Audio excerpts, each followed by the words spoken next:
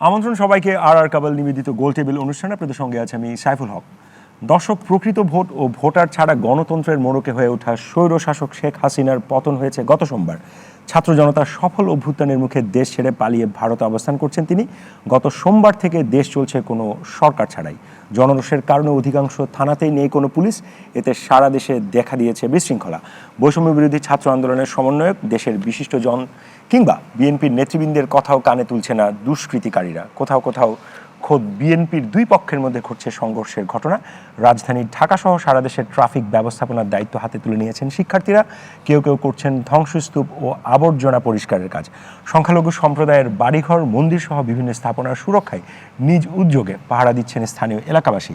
BNP ডাকা আজকের সমাবেশ থেকেও সাবেক প্রধানমন্ত্রী বেগম খালেদা জিয়া এবং দলটির ভারপ্রাপ্ত চেয়ারম্যান তারেক রহমান সবাইকে সব ধরনের সহিংসতা, সংঘাত বন্ধ করে শান্তির পথ থেকে থাকার আহ্বান জানিয়েছেন। সেই সঙ্গে 3 মাসের মধ্যে নির্বাচনের দাবিও জানিয়েছেন বিএনপি নেতারা।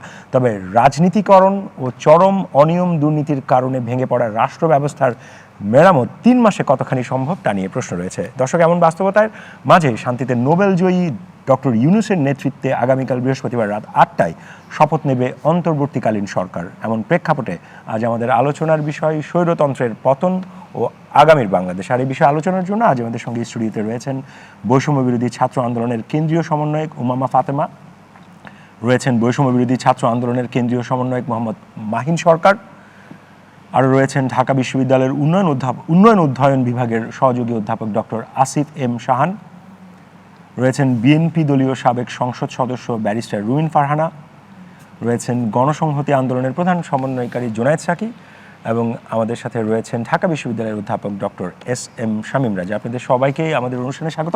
দর্শক, আপনিও চাইলে আমাদের সঙ্গে আলোচনায় অংশ নিতে পারেন, প্রশ্ন রাখতে পারেন, মতামত জানাতে পারেন। এমনকি আমাদের স্কলে যেই ফোন নম্বর রয়েছে সেখানে ফোন নম্বরে পড়ে আমাদেরকে কল করা যাবে এবং আমাদের ফেসবুকে এবং ইউটিউবে এই অনুষ্ঠানটি সরাসরি সম্প্রচার হচ্ছে, সেখানেও আপনারা দেখতে পারেন। আমরা সরাসরি চলে যাচ্ছি মূল আলোচনায়। শুরুটা করতে চাই বৈষম্য বিরোধী ছাত্র আন্দোলনের কেন্দ্রীয় সমন্বয়ক উমামা ফাতেমা, আপনাকে দিয়েই। যেমনটা আমরা দেখছিলাম যে কোটা সংস্কার আন্দোলন দিয়ে যেই আন্দোলনের সূত্রপাত, সেটি এক দফা, তারপর স্বৈরশাসনের পতন, এবং আপনারা যেটা বারংবার বলছেন যে রাষ্ট্র ব্যবস্থার মধ্যে এক ধরনের সংস্কার আপনারা চাইছেন এবং তার জন্য আপনারা একটা রূপরেখা তৈরি করেছেন, যেটি আপনাদের নিশ্চয়ই রাষ্ট্রপতি, সেনাপ্রধান সহ সিভিল সোসাইটির সাথে আলোচনার মধ্য দিয়ে আপনারা শেয়ার করেছেন। এখানে দুটি প্রশ্ন। একটি হচ্ছে, আপনারা আমরা সোশ্যাল মিডিয়াতে কিছু নাম আমরা দেখছি ঘোরাঘুরি করছে এবং সময়কালটা নিয়েও দর্শক বা যারা সাধারণ মানুষ তাদের মধ্যে এক ধরনের চিন্তাভাবনা বা একটা তারা জানতে চায়, কৌতূহলী, আসলে কত সময়কাল আপনারা যে রাষ্ট্র মেরামত করতে চান তার জন্য প্রয়োজন, এবং আপনারা যে রূপরেখা তার মূল স্পিরিটটা যদি আপনাদের দর্শকদের তুলে ধরেন। আচ্ছা, প্রথমেই আমি সারা বাংলাদেশের ছাত্র জনতাকে ধন্যবাদ জানাতে চাই। আপনারা যে গণ অভ্যুত্থানটি সংগঠিত করেছেন, সেই গণ অভ্যুত্থান একটা 15 বছর ব্যাপী স্বৈর শাসনের অবসান ঘটিয়েছে। আমাদের যেহেতু সোশ্যাল মিডিয়ার যুগ, দেখা যায় ক্রেডিটের একটা বিষয় থাকে, তো দেখা যায় আমাদের যারা সমন্বয়করা আছে, আমরা যারা আছি, তাদেরকে যেভাবে ধন্যবাদ দেওয়া হচ্ছে, এটার থেকে আমি বরং বলতে চাই যে বাংলাদেশের ছাত্র জনতা যখন রাস্তায় কেউ ছিল না, একদমই রাস্তা ফাঁকা ছিল, তখন তারা বুলেটের মুখে দাঁড়িয়ে তারা কিন্তু স্বৈরশাসনের বিরুদ্ধে লড়াই করেছেন এবং এটার কারণেই কিন্তু এই স্বৈরশাসনের পতন হয়েছে। তো আমরা আজকে যে গণঅভ্যুত্থানটি সংগঠিত হয়েছে, সেই গণঅভ্যুত্থানের যে নায়ক বাংলাদেশের ছাত্র এবং বাংলাদেশের জনগণ, তাদের সকলকে হাজার হাজার সালাম জানাই আমাদের পক্ষ থেকে। এবং আমরা বলতে চাই যে বর্তমানে বাংলাদেশে আপনারা সবাই দেখছেন যে এক ধরনের একটা নৈরাজ্য চলছে এবং সারা বাংলাদেশে কিন্তু বর্তমানে সেই অর্থে কোনো আইনশৃঙ্খলা বাহিনী ফাংশন করছে না, এবং যেহেতু দেশে কোনো সরকার নেই, তার ফলস্বরূপ অনেক ধরনের নৈরাজ্যের ভিত্তিটা তৈরি হচ্ছে। এবং আমাদের বৈষম্য বিরোধী ছাত্র আন্দোলনের পক্ষ থেকে গতকালকেও বঙ্গভবনে মিটিং হয়েছিল এবং সেটার পরবর্তী সময় বলা হয়েছে যে আমাদের ডক্টর মোহাম্মদ ইউনূসকে সামনে রেখে একটি অন্তর্বর্তীকালীন সরকার ঘোষণা হবে ছাত্র প্রতিনিধিদের মতামতের ভিত্তিতে। এবং আমরা আশা করি যে খুব দ্রুত আগামীকালকে রাত 8টা বাজে এই শপথ অনুষ্ঠিত হবে। এবং আমরা শুধুমাত্র এখান থেকে এটাই বলতে চাই যে আমরা আমাদের যে প্ল্যানটা, সেটা আসলে ধাপে ধাপে আগাতে চাই। এখানে আমরা যে রাষ্ট্র সংস্কারের কথা বলছি, রাষ্ট্র সংস্কার করা এত সহজ না। একটা ফ্যাসিবাদী কাঠামো যেটা 15 বছর ধরে রাষ্ট্রের প্রত্যেকটা ইনস্টিটিউশনকে খেয়ে ফেলেছে, একদম গোড়া পর্যন্ত খেয়ে ফেলেছে, সেই রাষ্ট্রটাকে যখন মেরামত করতে হয় তখন এটা প্রত্যেকটা ছাত্র নাগরিকের কিন্তু দীর্ঘমেয়াদী একটা দায়িত্বের ব্যাপার। তো সেই জায়গা থেকে আমরা ছাত্ররা মনে করি যে আমাদের ধাপে ধাপে আগাতে হবে এবং আমাদের একদম প্রাথমিক কাজ হচ্ছে দেশের আইন শৃঙ্খলা পরিস্থিতিকে দ্রুততম সময়ের মধ্যে স্বাভাবিক করা, এবং সেটার জন্যই আমরা বর্তমানে এগিয়ে এসেছি এবং সেটার ব্যাপারেই আমরা বর্তমানে চিন্তা করছি। জি, ধন্যবাদ। আমি একটু বৈষম্য বিরোধী ছাত্র আন্দোলনের আরেকজন কেন্দ্রীয় সমন্বয়ক মোহাম্মদ মাহিন সরকার, আপনার কাছ থেকে শুনতে চাই যে নামগুলো বা যে রূপরেখা আপনারা দিয়েছেন সেইগুলো আপনারা দেওয়ার সময় কোন কোন ক্রাইটেরিয়াগুলো আসলে দেখা হয়েছে? যদিও আমরা আজকে সেনাপ্রধান একটা ইঙ্গিত দিয়েছেন এবং একই সাথে আমরা বিভিন্ন গণমাধ্যমে পেয়েছি, কিন্তু আপনাদের মাথায় কোন প্ল্যানটা ছিল যে কোন ক্যাটাগরিতে আসলে এই নামগুলো প্রস্তাব করছে এবং কাকে কাকে যদি বলা সম্ভব হয় তাও যদি একটু বলা যায় আর কি। না, আমি শুরুতেই বলতে চাই যে আমাদের এটি কৌশলগত বিষয়, আর একটা বিষয় আমাদের যে এই আন্দোলনটি পুরোপুরি ছাত্রদের, সাধারণ শিক্ষার্থীদের আন্দোলন ছিল। তো সেই ক্ষেত্রে আমরা জনমতের জন্য যারা সাধারণ শিক্ষার্থী তাদের মতামতকে আমরা সবসময় প্রাধান্য দেই। তো সেই ক্ষেত্রে নামগুলো বলার ক্ষেত্রে আমি আসলে নামগুলো এই মুহূর্তে বলতে পারবো না, বলতে নিশ্চয়ই কিন্তু কোন ক্রাইটেরিয়াগুলো আপনারা ভাবনায় ছিল যে এই ক্রাইটেরিয়ার ভিত্তিতে এই নামগুলো প্রস্তাব করা আছে, সেটি কি বলা সম্ভব? অবশ্যই আমরা দেখেছি এই আন্দোলনের সময় আমাদের সাথে এই ফ্যাসিবাদী যে কাঠামো এর বিরুদ্ধে আমাদেরকে যত ধরনের লজিস্টিক সাপোর্ট দেওয়া দরকার এই সমস্ত ব্যক্তিবর্গ, যারা আমাদের সম্মানিত ব্যক্তিবর্গ এগিয়ে এসেছিলেন এবং ছাত্রদের পাশে দাঁড়িয়েছিলেন। এবং আমরা পর্যবেক্ষণ করেছি যারা গণতান্ত্রিক এবং সাম্যবাদী একটি রাষ্ট্র কাঠামো গড়ে তোলার জন্য আমাদের পাশে ছিলেন। আমরা তাদেরকেই অবশ্যই চয়েস করব, এটি খুবই স্বাভাবিক। না, সেটি তো একটা ক্রাইটেরিয়া। আবার যেহেতু একটা রাষ্ট্র পরিচালনার জন্য অনেকগুলো স্কিল সেট লাগে, নিশ্চয়ই সেগুলো আপনারা মাথায় রেখেছেন কোন মানে বিশেষ এরিয়াতে ওনাকে দেয়া যেতে পারে বা শিক্ষার্থী। আমরা খুব স্বাভাবিকভাবে এইখানে ঠিক এই মুহূর্তে আমরা অনুভব করছি যে জাতীয় নিরাপত্তা ও অর্থনীতি এই দুইটি বাংলাদেশে সর্বপ্রথম পুনর্গঠন করা দরকার। এবং আমরা যে অন্তর্বর্তীকালীন সরকার বলছি, সেই অন্তর্বর্তীকালীন সরকার এসে এই দুইটি খাতকে পুনর্গঠন করবে এবং খুবই ভালোভাবে সেটাকে ট্যাকেল করতে পারবে। আমাদের সেটি চিন্তাভাবনা, এই দুইটিকে আমরা বেশি প্রাধান্য দিচ্ছি। এর বাইরে আরও বিভিন্ন আন্তর্জাতিক ইস্যু বলেন বা অন্যান্য আরও অনেক ইস্যু আছে, সেগুলোকেও আমরা প্রাধান্য দিচ্ছি। এবং সেক্ষেত্রে যারা বুদ্ধিজীবী তার পর্যায়ে আছেন এবং যারা আমাদেরকে আবারও বলছি যে যারা আমাদেরকে সব ধরনের লজিস্টিক্স সাপোর্ট দিয়েছেন তাদেরকে আমরা সিলেক্ট করব। জি, ধন্যবাদ। আমি এবারে যেতে চাই গণসংহতি আন্দোলনের প্রধান সমন্বয়ক জুনায়েদ সিটি আপনার কাছে। আমাদের দুজন নায়কের কাছ থেকে আমরা শুনলাম, যদিও তারা বলেছেন বাংলাদেশের জনতাই আসলে এটা নায়ক এই পুরো অভ্যুত্থানে। ওনারা যেটি বলছেন, সবার মনে এখন প্রশ্ন যে নতুন সরকারের আসলে সময়কাল এবং এজেন্ডা, ওনাদের প্রায়োরিটি এগুলো কি হবে, এগুলো নিয়ে আপনারাও মাঠে ছিলেন এই আন্দোলনে, একটু যদি বলেন। ধন্যবাদ আপনাকে। আমি আমার সব সহালোচকদেরকে এবং যারা অনুষ্ঠান দেখছেন সবাইকে সালাম এবং শুভেচ্ছা জানাচ্ছি। মানে এক জীবনে আসলে এই রকম অভিজ্ঞতা খুব কম মানুষেরই হয়। এত বড় একটা বাংলাদেশে ঐতিহাসিক ঘটনা ঘটেছে এবং বিশেষভাবে সেই প্রজন্মের দ্বারা যারা বাংলাদেশের ভবিষ্যৎ, যারা বাংলাদেশকে ভবিষ্যতে এগিয়ে নিয়ে যাবে, এবং তারা যে জীবন উৎসর্গ করে আবু সাঈদ যে ভয় ভেঙে দিয়েছে নিজের বুকে গুলি নিয়ে, সেটা সমস্ত তরুণদের রক্তে সত্যি সত্যি আগুন জ্বালিয়ে দিয়েছিল। এবং সেটার জন্য এই যে ছাত্র, আমি শিক্ষার্থী, এই একটি শব্দই যথেষ্ট ছিল। মানে এখানে নিশ্চয়ই নেতৃত্ব ছিল, তাদের অনেক গুরুত্বপূর্ণ ভূমিকা আছে এবং তাদের অনেক কষ্ট স্বীকার করতে হয়েছে, অত্যাচার স্বীকার করতে হয়েছে, কিন্তু এটা কোনো সংগঠিত দল ছিল না। ফলে এই যে একটা নির্দলীয় শুধুমাত্র শিক্ষার্থীদের আন্দোলন, এবং যেই নিজেকে শিক্ষার্থী মনে করেছে সেই আন্দোলনকে নিজের আন্দোলন মনে করেছে, এবং এক একটি ডাকে লক্ষ লক্ষ কোটি ছাত্র সারা দেশে নেমে এসছে। এবং এই যে আমরা জানি না আমাদের শহীদের সংখ্যা কত। আমার প্রথম বিষয় হচ্ছে এরা কোনো সংখ্যা নয়, প্রত্যেকটি এক একটি সম্ভাবনাময় জীবন। এবং সবচেয়ে বড় কথা হচ্ছে যে একটা অসাধারণ জীবন, মানে যার ভেতরে এই বয়সে এই দায়িত্ববোধ আসে যে নিজের জীবন উৎসর্গ করে হলো একটা বড় অর্জনের দিকে আমাকে যেতে হবে, সেই সাহস, সেই কর্তব্যবোধ নিয়ে এসে যে রাজপথে দাঁড়ায়, তাদের জীবন একটা খুবই যাকে বলে যে পরবর্তী প্রজন্মের জন্য সামনে এক একটি আইকন, এক একটি পথনির্দেশক জীবন। কাজেই তাদের ইতিহাস, তাদেরকে আমাদের যতভাবে এই দেশে মহিমান্বিত করা যায় সেইভাবেই আমাদের তাদেরকে সামনে রাখতে হবে। আমি আবারও অন্তরের অন্তঃস্থল থেকে গভীর গভীর শ্রদ্ধা জানাই জি তাদের প্রত্যেকের প্রতি। এবং আমি মনে করি যে এই যে অন্তর্বর্তীকালীন সরকার যেটা গঠিত প্রায় হয়ে যাচ্ছে অথবা এর প্রধান নাম ঘোষণা হয়ে গেছে এবং আগামীকালই আশা করি আমরা সরকার গঠন হবে, এর যতগুলো কাজ থাকবে তার মধ্যে প্রধান কাজ হবে এই শহীদের সংখ্যা যথার্থভাবে, কোন লাশ গুম হয়েছে সেইগুলো যথাযথভাবে চিহ্নিত করা এবং প্রত্যেককে তার পরিচয়, তার গৌরব, তার অবদান সব সহ হাজির করা।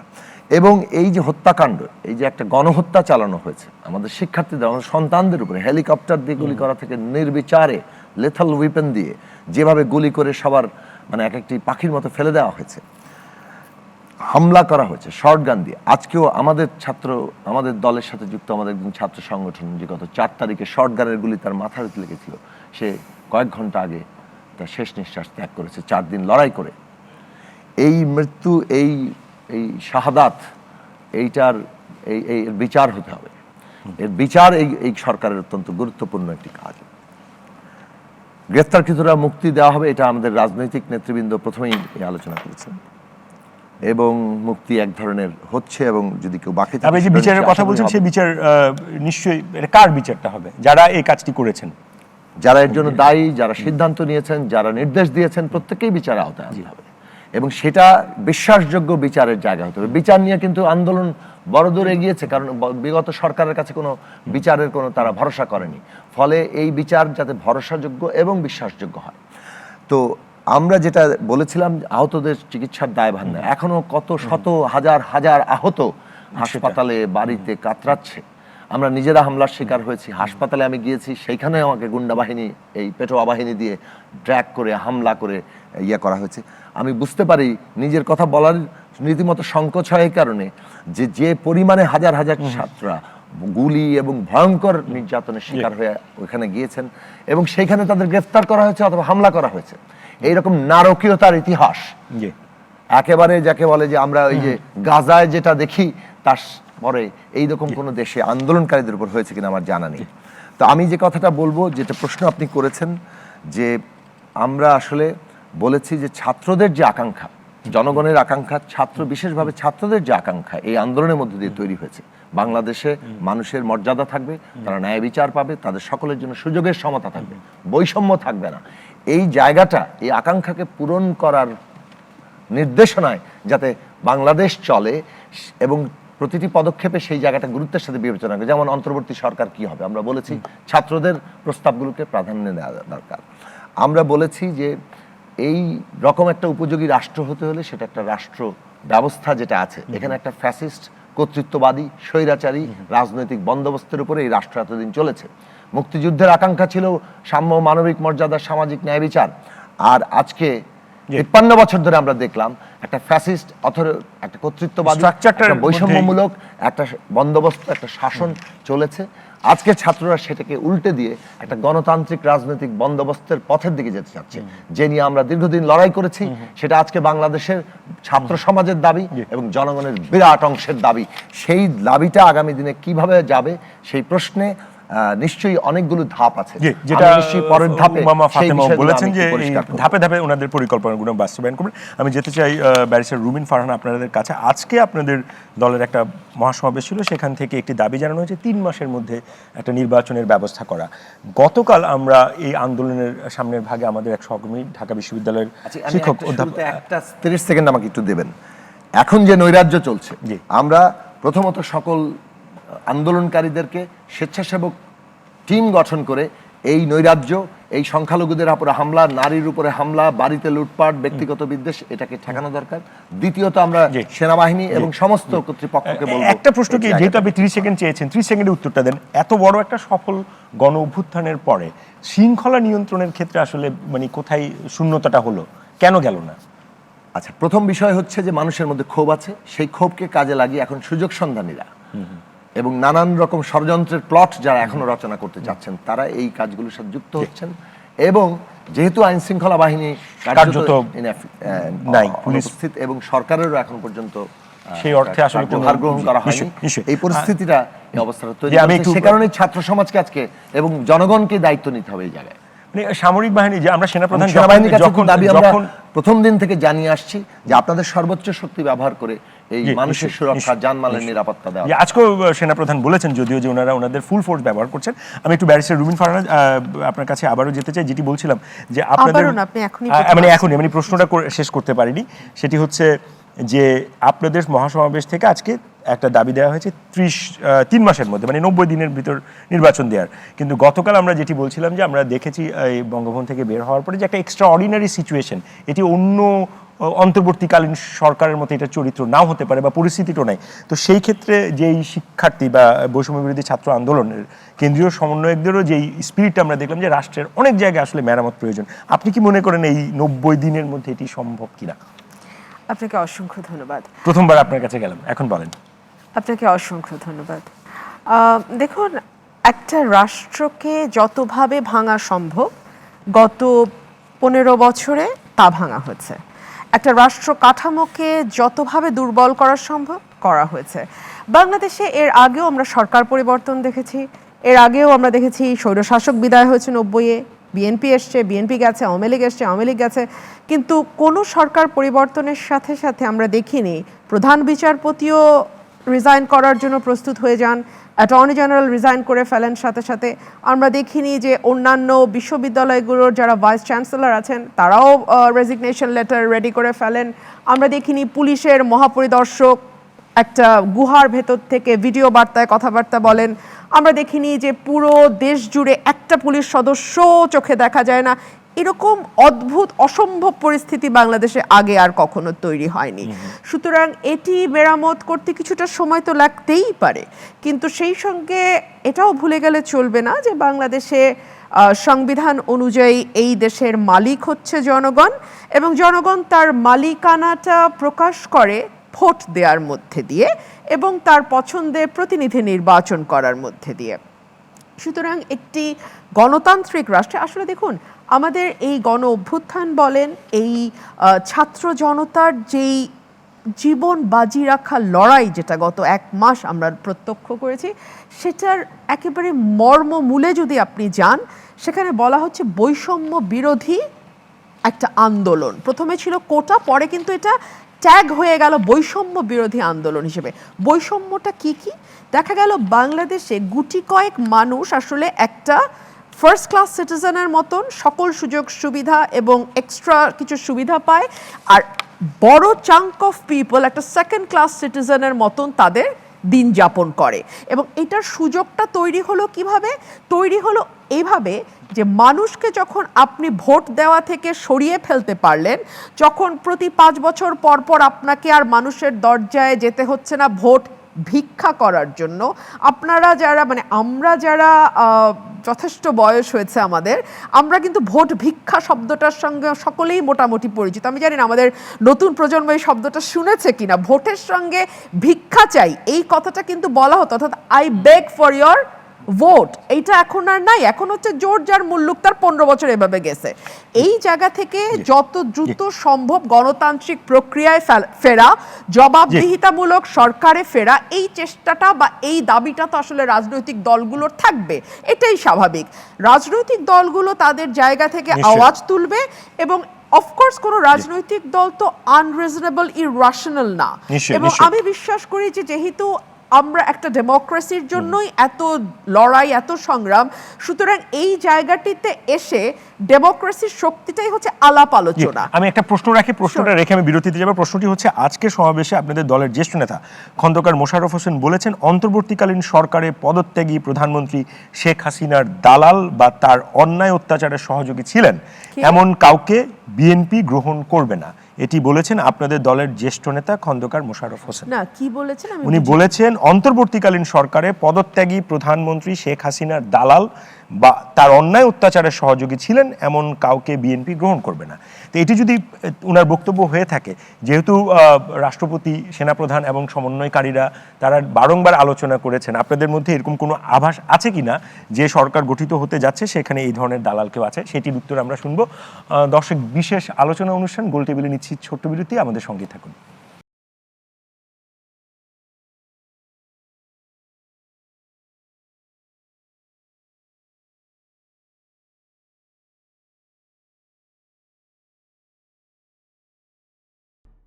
দর্শক, বিরতির পর আবারও স্বাগত জানাচ্ছি আমাদের গোল টেবিল অনুষ্ঠানে। আপনাদের সঙ্গে আছে আমি সাইফুল হক। আজ আমাদের আলোচনার বিষয় স্বৈরতন্ত্রের পতন ও আগামীর বাংলাদেশ। আবারও ফিরছি আলোচনায়। যেমনটা বিরতিতে যাবার আগে আমরা ব্যারিস্টার রুমিন ফারহানার কাছে একটা প্রশ্ন রেখেছিলাম। আজকে ওনাদের দলের মহাসচিব একটি বক্তব্য দিয়ে, মহাসচিব না, আপনাদের দলের একজন সিনিয়র নেতা একটি বক্তব্য দিয়েছেন যে অন্তর্বর্তীকালীন সরকারে শেখ হাসিনার দালাল কাউকে মেনে নেবে না বিএনপি। ইতিমধ্যে বেশ কয়েকদিন ধরেই এটা অন্তর্বর্তীকালীন সরকারের রূপরেখা নিয়ে বৈষম্য বিরোধী ছাত্র আন্দোলনের সমন্বয়করা এবং সিভিল সোসাইটি এবং রাজনৈতিক দলের যারা প্রতিনিধি ছিলেন তাদের সাথে বারংবার আলোচনা হয়েছে। তারপরও এরকম কি শঙ্কা বিএনপির পক্ষ থেকে করা হচ্ছে কিনা যে যেই অন্তর্বর্তীকালীন সরকার হতে যাচ্ছে কাল, সেখানে শেখ হাসিনার দালাল বা সেই সরকারের দালাল কেউ থাকতে পারে? দেখুন, একটা সরকার যখন দীর্ঘ 15 বছর থাকে তখন কেউ ভয়ে, কেউ লোভে, কেউ গা বাঁচাতে, কেউ পরিবার বাঁচাতে, কেউ জীবন বাঁচাতে, নানান কারণে আসলে সেই স্বৈরাচারের পার্ট হয়ে যায় বা হয়ে যেতে বাধ্য হয়। তবে তার মধ্যেও কিছু শক্ত কণ্ঠ তো আমরা গত 15 বছর দেখেছি, তাই না? এবং যেহেতু ওনাদের নাম্বারটা খুব অল্প, সেই সাহসী মানুষগুলোর সংখ্যা যেহেতু খুবই লিমিটেড, সুতরাং ওনাদেরকে আমরা মোটামুটি সকলেই চিনি, জানি, সকলেই ওনাদের ব্যাপারে ভালো মতোই ওয়াকিবহাল। এবং আমি মনে করি যে পতিত স্বৈরতন্ত্রের যদি কোনো দালালকে নেওয়া হয়, যদি, আমার মনে হয় বাংলাদেশের মানুষই সেটার প্রতিবাদ করবে। কোনো বিশেষ রাজনৈতিক দল বা কোনো বিশেষ রাজনৈতিক মতাদর্শের ব্যাপার নয়, এটা আপামর জনসাধারণ আসলে সেটার প্রতিবাদ করবে। কারণ এই 15 বছর দেশকে ধ্বংস করে, মানুষকে নির্যাতন করে যারা সুবিধা নিয়েছে নানানভাবে, নানান ফর্মে, তাদের ব্যাপারে আসলে সাধারণ মানুষের মধ্যে আমি যথেষ্ট সচেতনতা দেখি। নিশ্চয়ই, ধন্যবাদ। আমি আবারও ফিরবো, এবার যেতে চাই ঢাকা বিশ্ববিদ্যালয়ের উন্নয়ন অধ্যয়ন বিভাগের সহযোগী অধ্যাপক ডক্টর আসিফ এম শাহান। আপনার কাছে যে প্রশ্নটি আমি রাখতে চাই সেটি হচ্ছে যে আগামীকাল যেই সরকারটি গঠিত হতে যাচ্ছে বিশেষ একটি এক্সট্রাঅর্ডিনারি সিচুয়েশনে, সেই সরকারের প্রথম কথা হচ্ছে ম্যান্ডেটের জায়গাটা আসলে কারা? এটি একটি প্রশ্ন, মানে তাদের ম্যান্ডেট এবং তাদের আসলে প্রায়োরিটি, এই দুটো বিষয় যদি আপনি একটু বলেন। অনেক ধন্যবাদ এবং সবাইকে শুভেচ্ছা জানাচ্ছি। আমার মনে হয় কয়েকটা জিনিস একটু পরিষ্কার করা দরকার। প্রথম কথা হচ্ছে, আমরা যেটাকে গণ অভ্যুত্থান বলছি, এই গণ অভ্যুত্থানের প্রধান কারিগর হচ্ছেন আমাদের ছাত্ররা, ছাত্র জনতা। ছাত্ররা এখানে সবচাইতে গুরুত্বপূর্ণ ভূমিকা পালন করেছেন। অন্যান্য যারা আছেন তারা সহায়তা করেছেন, তাদের সাথে ছিলেন, ইস্যুতে হয়েছে, গুরুত্বপূর্ণ ভূমিকা সবচাইতে তাদের।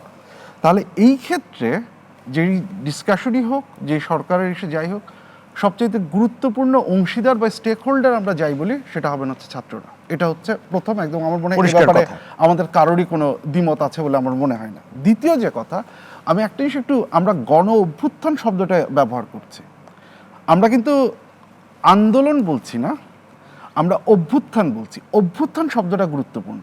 অভ্যুত্থান মানে কিন্তু শুধু ক্ষমতার পরিবর্তন না, অভ্যুত্থান মানে হচ্ছে একজনকে সরিয়ে আরেকজনের জায়গায় আসে না। অভ্যুত্থান মানে হচ্ছে আপনার রাজনৈতিক স্ট্রাকচার যেটা আছে সেটাতে পরিবর্তন, আপনার সোশ্যাল স্ট্রাকচারের যেটা আছে সেটাতে পরিবর্তন, এই পুরো জিনিসটা মিলে হচ্ছে গিয়ে গণ অভ্যুত্থান। তাহলে এই দুটো কথাকে এখন মিলান, গণ অভ্যুত্থান, ছাত্রদের অংশীদারিত্ব। তাহলে আমাদের এখন তাকাতে হবে ছাত্ররা কি চাচ্ছেন। ছাত্ররা দুটো জিনিস কিন্তু খুব পরিষ্কার করে দিয়েছেন। প্রথম কথা, তারা বৈষম্যহীন একটা সমাজের কথা বলছেন, তারা অন্তর্ভুক্তিমূলক একটা সমাজের কথা বলছেন, যে অন্তর্ভুক্তিমূলক সমাজে সবার অংশগ্রহণের সুবিধা থাকবে সেটার কথা বলেছেন, জাতি ধর্ম বর্ণ নির্বিশেষে সবার অধিকারের কথা থাকবে। আরেকটা গুরুত্বপূর্ণ কথা তারা বলেছেন, যে ফ্যাসিবাদী ব্যবস্থা তারা দেখেছেন এত বছরে, তারা এটা নিশ্চিত করতে চান ভবিষ্যতে এরকম ফ্যাসিবাদী কোনো রাষ্ট্র যেন গড়ে না ওঠে। এটা খুব গুরুত্বপূর্ণ একটা কথা, কারণ আমরা বাংলাদেশের মানুষ হিসেবে আমাদের অভিজ্ঞতা তো সবসময় খুব ভালো না। আমরা অনেক সময় অনেক প্রতিশ্রুতি শুনেছি, সেই প্রতিশ্রুতি হচ্ছে গিয়ে আবার হারিয়েও গেছে। সো এইখানে হচ্ছে কি ইম্পর্টেন্ট গুরুত্বপূর্ণ কথা হচ্ছে, তাহলে এই ফ্যাসিবাদ আবার যেন মাথাচাড়া না ওঠে। এখন এই যে ফ্যাসিবাদ যদি আবারও মাথাচাড়া দিয়ে না ওঠে, এটার কথা যদি আমরা বলি, অবশ্যই নির্বাচন দরকার, অবশ্যই ডেমোক্রেসি দরকার। কিন্তু ছাত্ররা শুধু ডেমোক্রেসি বা নির্বাচনের দাবিতেই কিন্তু ছাত্ররা থেমে যায়নি, তারা এক ধাপ এগিয়ে গেছে। এবং যেখানে আমি বলবো যে আমাদের ছাত্রদের গুরুত্ব বা ছাত্রদের ভূমিকা আরব স্প্রিংয়ে যারা ছিলেন তাদের থেকেও গুরুত্বপূর্ণ। আরব স্প্রিংয়ে যে ছাত্র যারা অংশগ্রহণ করেছেন, তারা ক্ষমতার পরিবর্তন চেয়েছেন, তারপরে সেই রাষ্ট্রের চেহারা কীরকম হবে সেটাতে খুব বেশি ইনভলভমেন্ট আমরা দেখিনি কিছু এসে ছাড়া। আমাদের ছাত্ররা কিন্তু সে ভুলটি করেননি, তারা বলেছেন এই জিনিসটা তারা চান। তাহলে এখন এই জিনিসটা যদি চাইতে হয় তাহলে কি করতে হবে? আমরা এইখানে হয়ে যাচ্ছে সেই সংস্কারের কথা, এইখানেই চলে আসছে ইনস্টিটিউশনাল রিফর্মের কথা, এইখানে চলে আসছে হচ্ছে গিয়ে সংবিধানে যদি পরিবর্তন করার দরকার সেটার কথা। বাট এই সিদ্ধান্তটা ছাত্রদের, এই সিদ্ধান্তটা তাদের, কারণ তারাই মূল স্টেক হোল্ডার। আমি যতটুকু জানি তারা যেটা বলেছেন, তারা একটা রূপরেখার উপরে কাজ করছেন, যে সেই রূপরেখাতে কি থাকবে। আমার মনে হয় সেই রূপরেখা পর্যন্ত হচ্ছে গিয়ে অপেক্ষা করা দরকার। এবং আমার মনে হয় প্রত্যেকটা রাজনৈতিক দল, সেটা যেই হোক না কেন, সে জনগণের পালসটা বোঝে, ছাত্রদের গুরুত্বটা বোঝে। দ্রুততম সে যাই আমরা বলি না কেন, এই রিফর্মের যে বাস্তবতা সেটা আমার মনে হয় হচ্ছে গিয়ে আমরা সবাই উপলব্ধি করতে পারছি। ছাত্ররা যদি সেটা চান, আমার মনে হয় যে আমরা যারা আছি, সেটা সুশীল সমাজ হোক, রাজনৈতিক দল হোক, আমাদের মূল কর্তব্য হচ্ছে তাদেরকে সেটা অ্যাচিভ করতে সহায়তা করা। কোনো ধরনের এইটাই করতে হবে, কোনো এই জায়গায় যাবে তারা যেটা চাচ্ছেন সেই স্বপ্নটাকে কিভাবে বাস্তবায়ন যারা করা যায়। মেজর পলিটিক্যাল পার্টিজ আছে তাদের তরফ থেকেও একটা দাবি আসছে যে দ্রুততম সময়ের মধ্যে সংবিধানের ভেতর থেকে, আমরা আজকে বিএনপির পক্ষ থেকে এই দাবিটি কি দেখলাম। তো ঘুরে ফিরে যে প্রশ্নটি আপনার কাছে আমি রাখতে চাই সেটি হচ্ছে, এই সংস্কার, এই রূপরেখা, এগুলো আসলে এই 90 দিন বা আরো কিছু সময় দিলেও কি সম্ভব কিনা? এটি একটি দীর্ঘমেয়াদী প্রক্রিয়া। এটা কি 90 দিন না 180 দিন? ছাত্রদের সিদ্ধান্ত নিয়ে তারা যে সময়কালের কথা বলছেন, তারা যে কাজগুলো করতে চাচ্ছেন সেটার জন্য এখন এই সময় বেঁধে দেওয়া, এইটা এই মুহূর্তে রাজনৈতিক দলই বলি, সুশীল সমাজই বলি, আমাদের সেটা নয়। আমি যেটা আবারও বলছি, স্টেক হোল্ডার ওনারা এই সংস্কার বা এই জিনিসপত্রগুলো চান। প্রশ্নটা হচ্ছে গিয়ে সেগুলো পূরণের জন্য যতখানি যৌক্তিক সময় লাগে সেই সময়টা আমরা তাদেরকে সহায়তা করব। আমরা তাদের যদি আমাদের কাছে সহায়তা দরকার হয়, তারা যদি আমাদের কাছে চান, সেটা আমরা করব। নিশ্চয়ই। ধন্যবাদ। যেতে চাই ঢাকা বিশ্ববিদ্যালয়ের অধ্যাপক doctor S M Shamim Reza আপনার কাছে। ছাত্রদের এক দফা দাবি পেশ করার আমার ধারণা যে লেস দেন 72 ঘন্টার মধ্যে এই ধরনের একটা স্বৈরতন্ত্রের পতন ঘটেছে, এবং আমি জানি না এটা পৃথিবীর ইতিহাসে আমার ধারণা একটি বিরলতম ঘটনা। তো এর পরের যে আগামীর বাংলাদেশ, সেই বাংলাদেশটা আসলে আপনি কেমন দেখেন স্যার? এটা যদি একটু বলেন। এবং একই সাথে আগামীকাল যে সরকারটা আসছে তাদের আসলে প্রায়োরিটি জায়গা, জোনায়েদ সাকি একটা বলেছেন নিরাপত্তার জায়গা, বিচারের জায়গা, এটি উনি খুব স্পষ্ট করেছেন। আর কি কি জায়গা আসলে ওনাদের সুযোগ আছে ফোকাস করার? প্রথমেই এই ছাত্র জনতার যে অভ্যুত্থান যেটা আমরা বলছি, তাকে আমাদের শ্রদ্ধার চোখে শুধু দেখা না, তাকে নিয়ে আমাদের দীর্ঘদিন চিন্তা করতে হবে, ভাবতে হবে যে কিভাবে হলো। কারণ আমরা এখানে বেশিরভাগ আমাদের শিক্ষার্থীরা ছাড়া যারা যে বয়সে আছে, অন্তত মনে করতে পারি ইরানের বিপ্লবের সময় থেকে, তার আগের বিপ্লবগুলো তো আমরা তো পড়েছি, এবং আমাদের দক্ষিণ এশিয়াতে অনেক কিছু হয়েছে, বৈশ্বিকভাবে অনেক আন্দোলনের চেষ্টা করা হয়েছে, সামাজিক মাধ্যমগুলো জনপ্রিয় হওয়ার পরে বহু রকম হয়েছে, কিন্তু এই ছাত্র জনতার অভ্যুত্থানের সাথে অন্য কোনোটারই মিল নাই। এবং এটার সময়ের ব্যাপ্তি বলেন, এবং এটার যে নিষ্ঠুরতা এবং যে নৃশংসতার যে দৃষ্টান্ত, সেটা আনপ্রেসিডেন্টেড, আমরা অন্তত এরকম স্বল্প সময়ে দেখিনি। এবং যে কারণে আপনি যে প্রশ্নটা করেছেন যে আগের একজন দর্শক একটা ফোন করেছেন, প্রশ্নটা নিয়ে আমরা আবার আলোচনায় ফিরছি। দর্শক কে বলছেন, কোত্থেকে বলছেন, নাম বলে যদি প্রশ্নটা করেন। আমার নাম হচ্ছে আরিফ, আমি ঢাকা থেকে বলছি। হ্যাঁ, যে আপনাকে শুনতে পাচ্ছি, প্রশ্নটা আমরা প্রশ্নটা করবো? যদি করেন। আচ্ছা, আমার একটা প্রশ্ন হচ্ছে যে 90 দশকে তত্ত্বাবধায়ক সরকারের প্রধানের একটা জনপ্রিয় কনসেপ্ট ছিল এরকম যে যিনি তত্ত্বাবধায়ক সরকারের প্রধান হবেন নির্বাচনের ফলাফল তার উপর কোনো প্রভাব ফেলবে না। ডক্টর ইউনূস আওয়ামী লীগের আমলে হেনস্থা হয়েছেন, এটা তো সবাই জানেন আপনারা। জি। তো উনি যখন ইলেকশন করবেন, আওয়ামী লীগ যদি পার্টিসিপেট করে, তাহলে উনি তো স্বাভাবিকভাবে চাইবে যে এই দলটি যেন ক্ষমতায় না আসে। তো এখানে কি নিরপেক্ষতা বজায় থাকবে কিনা তত্ত্বাবধায়ক সরকারের প্রধানের? 1 নম্বর প্রশ্ন। আর 2 নম্বর যদি আমাকে করতে দেন তাহলে আমি করতে পারি জি আরেকটা প্লিজ যে প্রশ্নটা আরেকটা করেন, 2 নম্বর হচ্ছে প্রশ্নটা করেন। এরকম, আরেকটা প্রশ্ন হচ্ছে এরকম, আমি জুনায়েদ তাকিকে করছি, উনি একজন ভালো বক্তা। বাংলাদেশের 53 বছর ইতিহাসে সর্বপ্রথম একজন এবং আর কেউ না, একমাত্র এক ব্যক্তি কোন আন্দোলন, হরতাল, সংগ্রাম, ছাত্র অভ্যুত্থান, সেনা অভ্যুত্থান ছাড়া ক্ষমতায় হস্তান্তর করেছিল, সেটা হচ্ছে শেখ হাসিনা 2001 সালে। ঠিক আছে? এখন আমার প্রশ্ন হচ্ছে, এর আগেও কেউ করে নাই, এর পরেও কেউ করে নাই সাংবিধানিক ভাবে, মানে কোনো আন্দোলন ছাড়া। এখন সেই দল সর্বদলীয় আলোচনায় অংশগ্রহণ করলো না। জি, তাহলে নিশ্চয়ই সেই বিষয়টি যে ওয়ান থেকে আমরা একটা অনিরপেক্ষতার দিকে আগাচ্ছি কিনা, 1 নম্বর প্রশ্ন। জি। 2 নম্বর প্রশ্ন। 3 নম্বর যে প্রশ্নটা হচ্ছে এরকম, যেটা হচ্ছে যে আমরা যদি অন্তর্বর্তীকালীন সরকার গঠন করতে চাই, সেই সরকারটা আপনার মেয়াদটা কতদিন হবে? জি, নিশ্চয়ই মেয়াদের বিষয়ে আমরা আলোচনা করছি। দর্শক, আপনি আমাদের সঙ্গে যুক্ত থাকেন। জুনায়েদ সাকি, আপনি যদি কুইক আসলে উত্তরটা দেন, আমি আবার আমার মনে হয় যে আমি উত্তর দিব। আপনার কাছে একটা প্রশ্নই করেছে, 2 নম্বর প্রশ্নটা সংক্ষেপে দিয়ে আমি আবার অধ্যাপক শামীম রাজার কাছে প্রথম প্রশ্ন উত্তরটা নেব। দেখুন, এই ক্ষমতা হস্তান্তর কে শান্তিপূর্ণভাবে করেছে, কে করেনি, এই আলোচনাটা এত বছর, 15 বছর ধরে করতে করতে একটু ক্লান্ত বোধ করি। আমার মনে হয় বিএনপি উত্তর দিবে এবং তাদেরও যুক্তি থাকবে। না, আপনার কাছে বিশেষ করে আপনার কাছে প্রশ্নটা না, না, করেছে 96-এ যখন একটা আন্দোলনের পরিপ্রেক্ষিতে একটা তত্ত্বাবধায়ক ব্যবস্থার প্রবর্তনটা করলো বিএনপি প্রথমে মানে নেই, কিন্তু মুভমেন্টের পরিপ্রেক্ষিতে সে এগ্রি করেছে এবং সেটা সংবিধানে, নির্বাচন নিয়ে যতই প্রশ্ন তোলেন, কিন্তু তারা সেই সংবিধানে সংশোধন করে সেই নির্বাচন পদত্যাগ করে চলে গেছে। এখন আওয়ামী লীগের সবসময় বয়ান ছিল যে না, আন্দোলনের চাপে করেছে। আরে কোনো না কোনো চাপেই তো কেউ করে, চাপেই তো বর্তমান সরকার পদত্যাগ করেছে। তাহলে একটা কনসেনসাস বাংলাদেশে 96 সালে তৈরি হয়েছিল যে বাংলাদেশের নির্বাচনটা তত্ত্বাবধায়ক ব্যবস্থার মধ্যে, সেটার বিএনপির দায় আছে, আওয়ামী লীগ তো পুরোটা বাতিল করে দিল। নিশ্চয়ই। এখন আমি যে জায়গাটায় আসতে চাই, যে যদি বলেন যে আপনি 96-এর তত্ত্বাবধায়ক সরকারের পরে বিএনপি দাবি করতে পারে যে তখনও তারা শান্তিপূর্ণভাবেই তত্ত্বাবধায়ক সরকারের কাছে ক্ষমতা হস্তান্তর করেছে, যেটা 2001 সালেও আওয়ামী লীগ করেছে।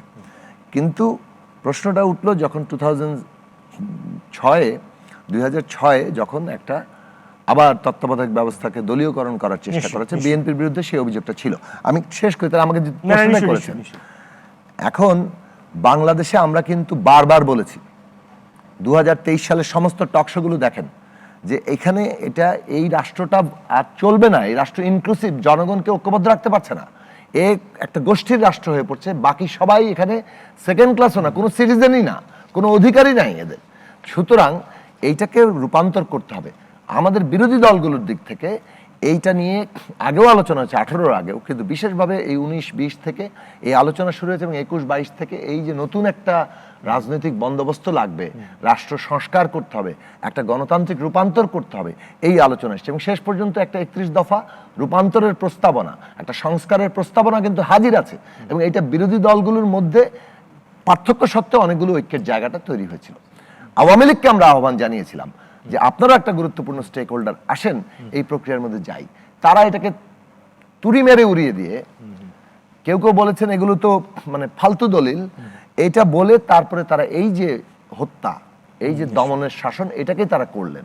এখন নিশ্চয়ই বাংলাদেশে আমি মনে করি স্টেক হোল্ডার কোনো একটা পক্ষ, বাংলাদেশে এই বয়ানটাই আছে যে মুক্তিযুদ্ধের পুরো স্টেক হোল্ডার একমাত্র আওয়ামী লীগ, আর কেউ কোনো কিছু করেনি। এইরকম জায়গাটাতে এই বয়ান ঠিক করাটা আমাদের কখনোই ঠিক হবে না। আমরা মনে করি যে জায়গাটা হচ্ছে যে বাংলাদেশের জনগণ গণতান্ত্রিক ব্যবস্থা যদি চাই, সেই গণতান্ত্রিক ব্যবস্থা অবশ্যই অন্তর্ভুক্তমূলক হতে হবে। যতগুলো দল গঠনের যাদের অধিকার আছে, দল রাখার যাদের অধিকার আছে তাদেরকে প্রত্যেককে অন্তর্ভুক্ত নিয়ে করে আসলে গণতান্ত্রিক ব্যবস্থা হবে। নিশ্চয়ই। ফ্যাসিস্টের মতো আচরণ যাতে আন্দোলনকারীরা না আমি একটু করে। অধ্যাপক শামীম রেজা মাঝখানে একটু ফোন কলে যে প্রথম প্রশ্নটি সেটার কাছে একটু আমি আমি আসতে চাই। যে প্রথম- প্রথম প্রশ্নটি উনি করেছেন, এটার একটা প্রেমিস উনি দিয়েছেন যে ডক্টর মোহাম্মদ ইউনূস যিনি আগামীকাল প্রধান উপদেষ্টা হিসেবে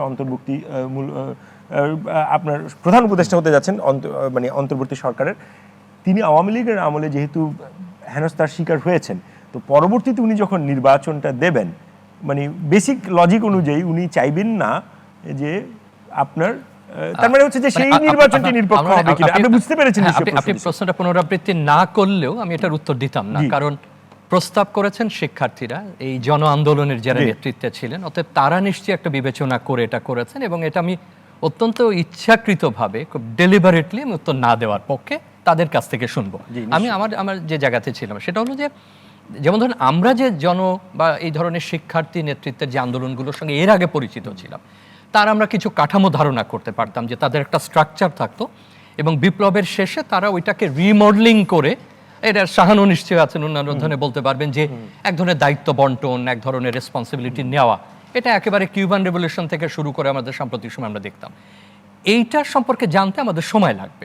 নিঃসন্দেহে আমরা এই মুহূর্তে প্রত্যাশা করতে পারি না যে আমাদের যারা আছেন তারা বলবেন কাঠামো কি, কিভাবে অর্গানাইজড নিশ্চয়ই, হয়েছেন, কারা নিশ্চয়ই। নেতৃত্ব দিয়েছেন, কে লজিস্টিক্স দিয়েছিলেন, সেটা হয়তো অনেক বছর পরে তারাই বলবেন বা আমরা একসময় জানবো। তার মানে আমাদের নন কাঠামোটা এখানে নাই, কিন্তু আমরা নেতৃত্বের যারা ছিলেন এবং তাদের অর্জনটা আমরা জানতে পারছি। আমি ডক্টর আসিফ শাহানের ওই জায়গা থেকেই আসছি যে যেহেতু তারাই নেতৃত্বে এই পর্যায়ে এনেছেন, তারাই এজেন্ডা সেট করেছেন, এবং তারা সেই অভ্যুত্থানটা ঘটাতে সক্ষম হয়েছেন, এবং এই পরিবর্তনের একটা প্রান্তে এসে দাঁড়িয়েছেন যেখান থেকে এখন তারা কি করতে চান। সেক্ষেত্রে আমাদের নিঃসন্দেহে প্রথম এবং প্রধান কাজ হবে আগে তাদের কথা শোনা। নিশ্চয়ই। আমি এই যেদিন সর্বশেষ প্রধানমন্ত্রীর পদত্যাগের পর থেকে রাষ্ট্রের যত বিশিষ্ট জন, পুরনো যারা ছিলেন এবং রাষ্ট্রের অত্যন্ত বয়োজ্যেষ্ঠ যাদের রাষ্ট্র এবং সরকার পরিচালনার অভিজ্ঞতা আছে, তাদের লেখা বিবৃতি থেকে অন্তত আমার এইটুকু প্রতীতিতে হয়েছে যে তারা প্রায় সকলেই শিক্ষার্থীদের সঙ্গে আগে কথা বলবার পক্ষে মত দিয়েছেন। এখন এখানে আমার যে জায়গাটা, আমি নিঃসন্দেহে তাদের কর্মপদ্ধতি সম্পর্কে জানি না পুরো, সেটা হলো এই প্রক্রিয়াটা নিয়ে কিন্তু কথা বলার একটা সুযোগ থাকবে যে আমরা এটা কি তাদেরকে আরও তাদের দিক থেকেও এক ধরনের ওপেননেসের দরকার পড়বে, যে কনসালটেশনে আরও কারা তাদের সাথে যাবেন, অর্থাৎ যেভাবে একটু আগে বলা হচ্ছিল যে তারা নাগরিক সমাজের সাথে আলাপে যাবেন কিনা, বিশেষজ্ঞদের সঙ্গে আলাপে যাবেন কিনা, রাজনীতির সঙ্গে। কারণ একটা জিনিস সাইফুল মনে রাখতে হবে যে এই সময় নিয়ে একটা আলোচনা হচ্ছে, সেটা নিয়ে আরও আলোচনা হবে। যেভাবেই আমরা সময়টাকে সেট করি না কেন, দীর্ঘমেয়াদী বা মধ্যবর্তী, এক সময় না এক সময় এই রূপান্তরটা কিন্তু রাজনীতির হাত দিয়ে আবার ঘটাতে হবে, এবং রাজনীতি এটা টেক ওভার করবে। সেই রাজনীতির শিক্ষার্থীরা করবেন বা অন্য নিবন্ধিত রাজনৈতিক দল করবেন, সেটা পরের আলোচনা। কারণ আপনাকে বাস্তবায়ন করতে গেলে তো সেই রাজনীতির কাছে আসতে, আমি আগেই বলেছি যে এটা এমন না যে কিউবান রেভলিউশনের গ্রুপ তৈরি হয়ে এসে হাভানাতে এসে সরকার গঠন করে ফেললো, এটা একটা ভিন্ন মাত্রার। তো সুতরাং তারা অন্যদের উপরে আস্থা রাখছেন, তাদের দাবি, এবং সেখানে তাদেরও প্রতিনিধিত্ব থাকবে বলে আমরা ধরে নিচ্ছি। আমার যেটা মনে হয়, তারা যেটা কয়েকদিনের একটা বিশেষ ঘটনা প্রবাহে এটা অর্জন হলো, কিন্তু এই ধারণাগুলো কিন্তু নতুন না। তাদেরই পূর্বসূরি তরুণরা কিন্তু রাষ্ট্র মেরামতের কথা বলেছিলেন। যখন সড়ক আন্দোলন হয় তারা অত্যন্ত অল্প বয়সী, হ্যাঁ, তো ওরাই করেছে। তখন তারা বিশ্ববিদ্যালয়ের দ্বার প্রান্তেও না, তখনই তারা রাষ্ট্র মেরামতের কথা বলেছে। আমরা সিরিয়াসলি নিই নাই যে ভাই রাস্তা সড়ক আন্দোলন করতে আসে, সড়ক পর্যন্তই থাকো। আমরাও তাই করেছি। আপনি টকশোগুলো বের করেন, দেখবেন ওই আইন নিয়ে কথা বলেছি, ওদের আবেগ দেখিয়েছি, রাষ্ট্র মেরামতে কিন্তু আমরা জোর দিইনি। তার মানে এই ধারণাটা আমি বলছি না যে 7 দিনে তারা তৈরি করেছে, নিশ্চয়ই। এবং বন্দোবস্তের কথা অনেক দিন থেকেই কিন্তু বলা হচ্ছে। অর্থাৎ আমি ধরে নিচ্ছি তাদের আন্দোলনের কাঠামো যাই হোক, প্রস্তুতি যাই হোক, ভেতরে আমি নিঃসন্দেহে আমরা সবাই কৌতূহলী জানবার জন্য একসময় না একসময় জানবো, নিশ্চয়ই। কিন্তু এই কনসেপ্টটা তারা দীর্ঘদিন ধরে লালন করছেন একটা বয়স থেকে, একেবারে আমি ওই অর্থে বলি বয়ঃসন্ধিকাল থেকে, জি। এবং সেটার একটা পরিণত অবস্থায় তারা এখানে দাঁড়িয়েছে, এবং এত বীরত্বের সাথে করেছেন যে যেটা আমরা এখন বর্ণনা দিতে গেলে আমাদের হয়তো ভাষারও বর্ণনার অতীত। প্রত্যাশা যেটা বলছেন সেটা একদম খুব স্পষ্ট যদি বলি, আপনি যে সংস্কারের কথা বলছেন, এখন যদি আসেন সংস্কারের, আমার কাছে যেটা মনে হচ্ছে সব সংস্কার যদি আমি এক জায়গায় আনি, এখন সংস্কার তো বাস্তবে আনতে হবে। আমার কাছে ইম্পর্টেন্ট মনে হচ্ছে সোশ্যাল কন্ট্রাক্টটা কি। আমাদের কখনোই কোনো সোশ্যাল বা পলিটিক্যাল কন্ট্রাক্ট এখানে হয়নি, রাষ্ট্রে কোনোদিনই হয়নি। আমরা সংবিধান তৈরি করেছি, রাজনৈতিক দল তৈরি করেছি, অসংখ্য সংবিধানের সংশোধন এনেছি, আমরা জনমতের ভিত্তিতে, ঐক্যমতের ভিত্তিতে কেয়ারটেকার তৈরি করেছে শাহাবুদ্দিন সাহেবকে। ইন রেট্রোস্পেক্ট আমরা সেটাকে বৈধতা দিয়েছি, আইন পরবর্তীতে ঠিক করেছি। কোনোদিন কে শুনেছেন এখানে একটা সোশ্যাল কন্ট্রাক্টের কনসেপ্ট বা একটা পলিটিক্যাল কন্ট্রাক্টের কনসেপ্ট? আমার কাছে যেটা মনে হচ্ছে যে তারা যদি এটা একেবারে তারা যে অর্জন করেছেন তাদেরকে উপদেশ দেওয়াটাই এখন পিতৃসুলভ হিসাবে নিজের কাছে অস্বস্তি লাগে, বরং তাদের উপদেশই এখন শুনতে বেশি ইচ্ছা করে। সেখানে এই সোশ্যাল পলিটিক্যাল কন্ট্রাক্টের প্রসেসটাতে যদি আমরা না যাই, তাহলে আপনি অন্য কোনো সংস্কার কিন্তু কাজ হবে না। এবং সংস্কার যদি বলেন, খুব দ্রুত বললে সাংবিধানিক একাধিক সংস্কারের জায়গা রয়েছে। আমি যদি এখন ইলেকটোরাল অটোক্রাসি বন্ধ করতে চাই, এক ব্যক্তির উপরে সমস্ত কর্তৃত্ব এবং ক্ষমতা, প্রায় নিরঙ্কুশ ক্ষমতা, সেটা বন্ধ করতে গেলে তো আপনাকে কনস্টিটিউশনে হাত দিতে হবে। আপনি একই দলকে বারবার আসা যদি থামাতে চান, তাহলে তো আপনাকে টার্ম লিমিট করে দিতে হবে, আপনাকে সংবিধানে হাত দিতে হবে। আপনি যদি আমলাতন্ত্রকে ঠিক করতে চান, যে পর্যায়ে চলে গেছে, পদোন্নতিতে একটা শব্দ, মানে এটা almost on the verge of collapse, এরকম পড়ছে। একাধিক পুরনো সচিবরা কিন্তু ওয়ার্ন করেছেন যেটা ভেঙে পড়বে। আমলাতন্ত্র ছাড়া আপনি রাষ্ট্র চালাবেন কিভাবে? সেইটা সংস্কার করতে গেলে তার যে আইনি কাঠামো, তার ভেতরকার কাঠামো, তার পরিচালন কাঠামো সময় লাগবে। পুলিশের সংস্কার আজকে থেকে আলোচনা করা হচ্ছে না, এবং এই ঘটনার পরে তো বিরাট আকারে আমাদের সামনে আসছে যে আমরা এই সিভিল ফোর্সকে কি করে কাজে লাগাবো। শিক্ষা সংস্কারের কথা আপনি কোথায় রাখবেন?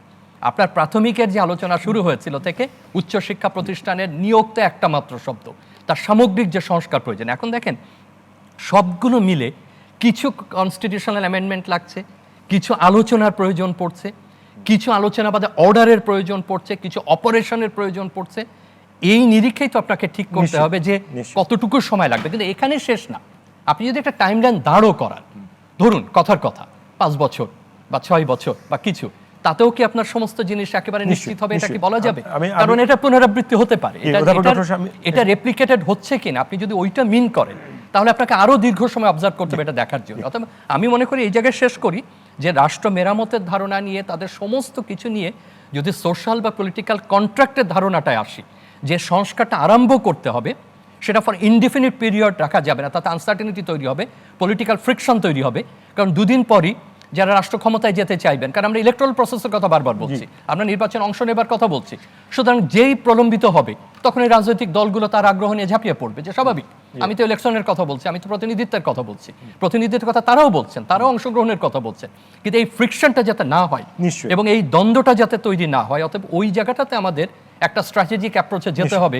সময় এবং লক্ষ্য এবং আপনি কোন সংস্কার চাইছেন এবং পলিটিক্যাল ট্রানজিশনটা কি, সেটার প্রায়োরিটি আসলে কোনটা আগে, সেটা প্রায়োরিটি, এবং সেটা আবারও সময় doctor S M Shamim Reza আপনার কাছে আবারও যেতে চাই কেন্দ্রীয় সমন্বয় উমামা ফাতেমা আপনার কাছে। যেমনটা একজন দর্শক প্রশ্ন করেছেন, আপনি এই প্রশ্নটা অ্যাড্রেস করতে চান কিনা? যদি উত্তর দিতে চান, সেই দর্শক একটা উত্তর আপনি নিশ্চয়ই দিতে পারেন। আরেকটি বিষয় যেটা অধ্যাপক doctor S M Shamim Reza তুলেছেন, যে অনেকগুলো আসলে জায়গা আছে সংস্কারের, বা অনেক ধরনের আসলে সময় লাগতেও পারে। তো সেই জায়গায় আপনি আসলে কিছু বলতে চান কিনা? আপনাদের আসলে প্ল্যানিংটা কিভাবে আপনি বলেছেন একটা যদিও ধাপে ধাপে এগোচ্ছে, তারপরেও যেহেতু আমরা সবাই আসলে জানতে চাই যে সেই ধাপগুলোর আসলে কোনটা আগে কোনটা পরে, যদি একটু বলেন।